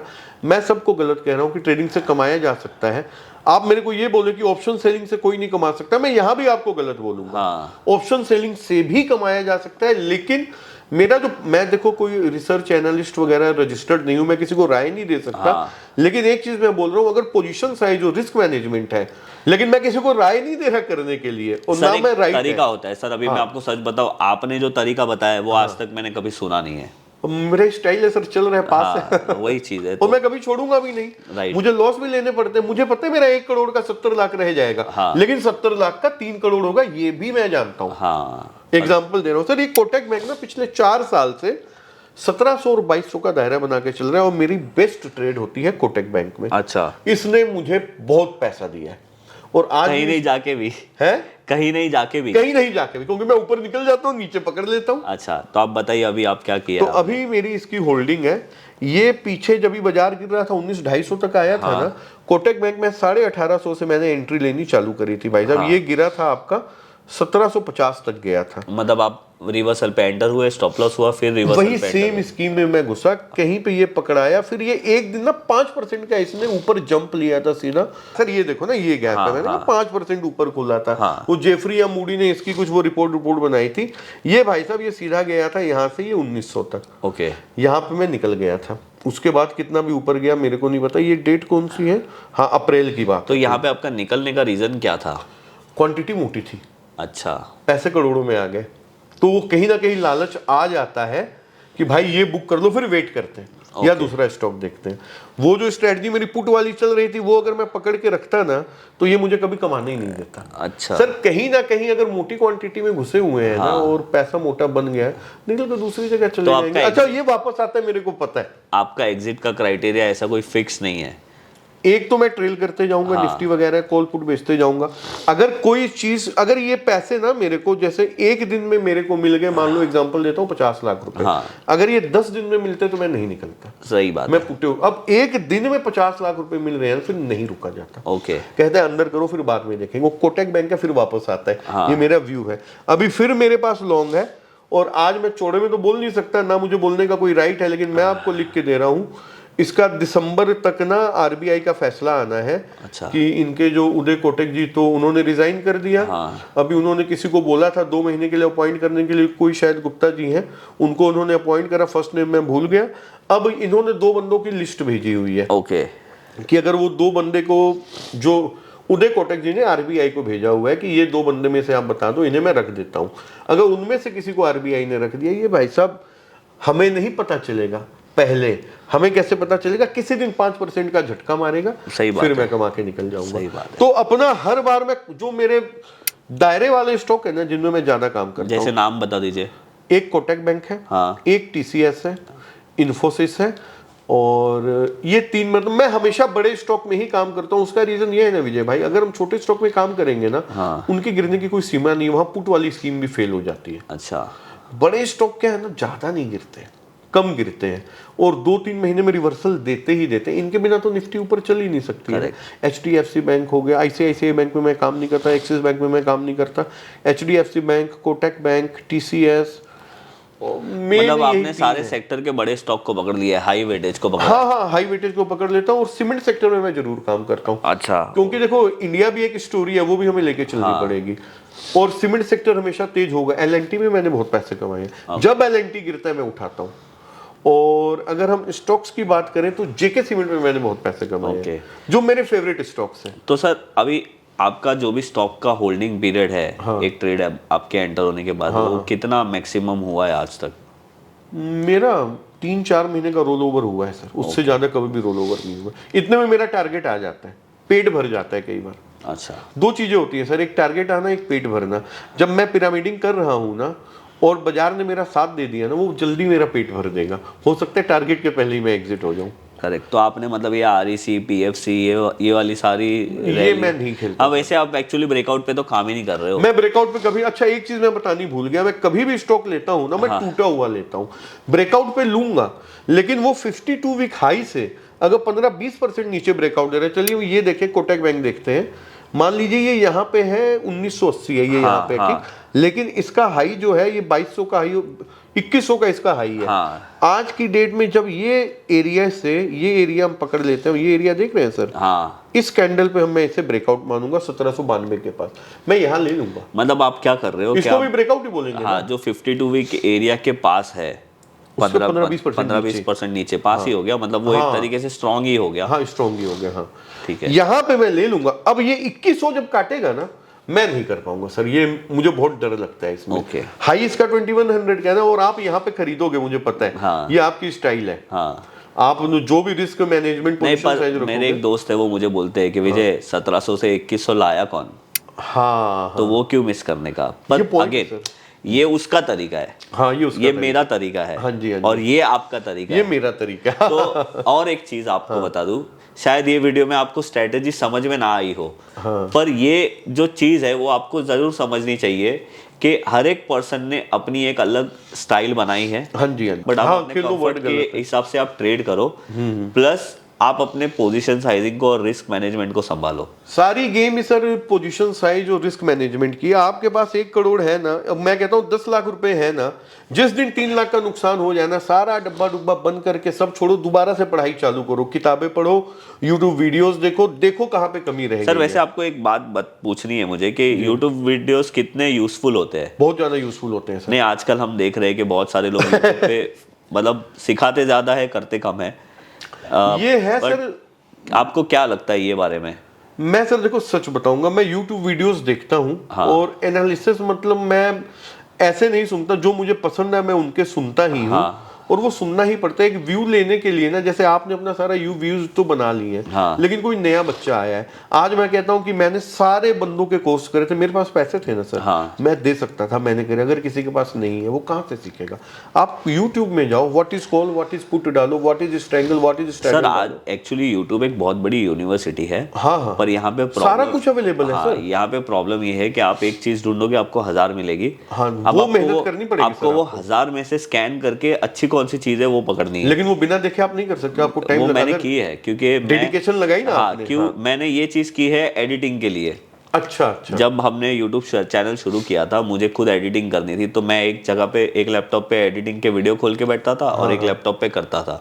पर वो करते करते करते करते करते करते मुझे आज बहुत सारी चीजें आ गई है। अगर मेरा एडिटर काम पे भी नहीं है तो मैं पूरा वीडियो एडिट कर सकता हूँ। ये चीज मेहनत से आएगी सर। तो YouTube जो आप कह रहे हैं ना, कितना यूजफुल है ट्रेडिंग के मैंने लिए। बहुत टाइम तक उसको देखा है जी। और आज आपको कुछ भी सीखना हो आप यूट्यूब से सीख सकते हो। मैं सर आप कह रहे हो ना, आजकल काफी लोग फ्रॉड आ गए यूट्यूब के ऊपर, आपका पैसा लूट के चले जाते हैं। अरे भाई, आपके पॉकेट में हाथ डाल के थोड़ी निकाल रहे हैं, आप ही दे रहे हो। हाँ आप ही दे रहे हो, अपनी मर्जी से दे रहे हो ना। वो आपसे मांग रहे हैं, आप मत दो। मेरा ये कहना, पैसा मत दो, लेकिन सीखो तो सही। आपको अगर ऑप्शन सेलिंग सीखनी है सर, मैं आपको एक बात बता रहा हूँ, YouTube के ऊपर सारा मसाला मौजूद है। अगर आपके पास पैसे नहीं है, आप सारा कुछ YouTube से सीख लोगे ना, तो भी आप सीख जाओगे। ये मत सोचना कि अगला कोई सिखा रहा है तो उसके पास जाके सीखूंगा तो ज्यादा सिखाएगा। करेक्ट है। आप 100 वीडियो देखो, आप बन गए ऑप्शन ट्रेडर। करेक्ट, सही है बात। मैनेजमेंट करनी है सिर्फ और सिर्फ रिस्क मैनेजमेंट और पोजीशन साइज और साइकोलॉजी, ये 3 ही चीज है। तो एक रास्ता तो ये स्टॉक से मैं कमाता हूँ, एक मैं स्ट्रैडल बेचता हूँ। आजकल एक्सपायरी की वीडियोस, मतलब डेली एक्सपायरी करता हूँ सर। मैंने एक वीडियो बनाई हुई है, यूट्यूब में डाली हुई है, उसमें मैंने 5 तरीके बताए हुए हैं। अगर किसी को देखना हो तो वो तरीका देख सकते हैं। थैंक यू ऋषि जी। तो ये वीडियो में देखो, ये वीडियो अब तक का सबसे बड़ा वीडियो हो सकता है हमारे पॉडकास्ट का। बट ये वीडियो में मुझे मज़ा क्या आया कि ऋषि जी ने बहुत ही खुल के अपने बारे में बताया। और ऋषि जी ने जो स्ट्रैटेजी बताई है ना, मैं अभी भी आप लोगों को बोलता हूँ कि वो स्ट्रैटेजी से आप काम मत करो, क्योंकि ये ऋषि जी की स्टाइल है।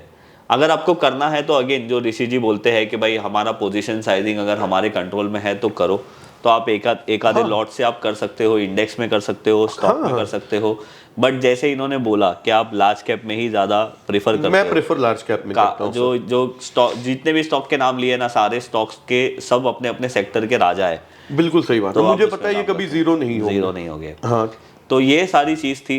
और मेरा वीडियो बनाने का इंटेंशन सिर्फ इतना ही होता है कि मैं आप लोगों को अलग अलग तरीके वाले जो ट्रेडर है उनसे मिलाऊं और उन लोगों के साथ उनका जो नॉलेज है, उनका जो एक्सपीरियंस है वो आपके साथ शेयर करूं, तो जिससे आप अपनी लाइफ में थोड़ी वैल्यू ऐड कर सकते हो और अपनी स्ट्रैटेजी में आप उसमें ला सकते हो। जैसे आपने बहुत सारे लोगों के कोर्स सीखे हैं। हाँ, मैंने बहुत। पर आज आप जो कर रहे हो, मुझे लग रहा है कि वो किससे नहीं सीखा होगा। किसी से नहीं सीखा, वो खुद ब खुद बन जाता है सर। जो लगा रहेगा ना, जैसे एक चीज मैं और बोलना चाहूंगा विजय सर, आपके सुनने वालों को, कि लोगों के अंदर जो एक सवाल है ना, क्या इससे पैसा बनाया जा सकता है, तो मैं ये बताऊंगा पैसा बनाया जा सकता है। रास्ते सब अपने बनाएंगे एक एक्सपीरियंस के बाद।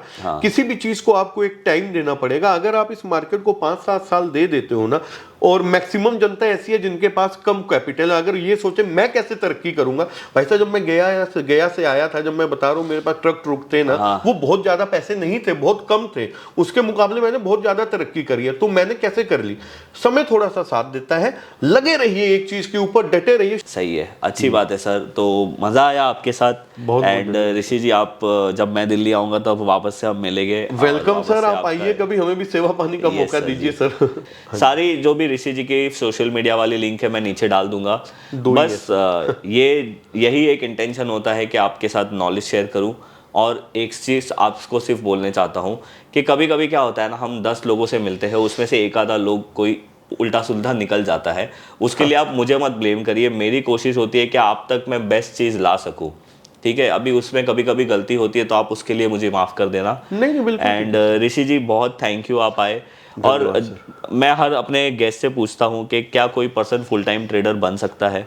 बिल्कुल बन सकता है, और मैं कहता हूँ बहुत अच्छा प्रोफेशन है, बनना ही चाहिए। अगर किसी सोच के साथ कोई आ गया है मैंने फुल टाइम ट्रेडर बनना है, तो 100% वो पैसे कमाएगा ही कमाएगा, और बन सकता है। मैं नहीं कहता, क्योंकि मैं खुद हूँ भाई जी। चाइना का काम छोड़ के, चलता फिरता काम छोड़ के, थोड़ी सी परेशानियां भी आई थी, लेकिन आज मैं फुल टाइम ट्रेडर खुद हूं और डेली एक्सपायरी कर रहा हूं सर। मेरी 42 साल की उम्र हो गई है, कॉल पुटों के प्रीमियम डेली गला रहा हूं मैं, तो अभी भी एनर्जी है भाई साहब। मुझे पता है इस काम का सबसे बड़ा मजा क्या है।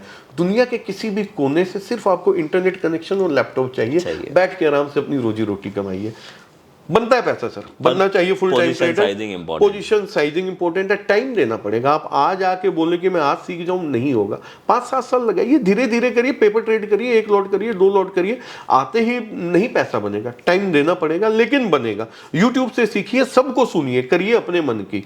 धीरे धीरे धीरे धीरे क्या होगा ना विजय भाई, हर बंदा एक पर्सनल स्ट्रेटजी डेवलप कर लेता है, उसको पता नहीं चलता है वो क्या कर रहा है। मेरे साथ भी ऐसा ही हुआ।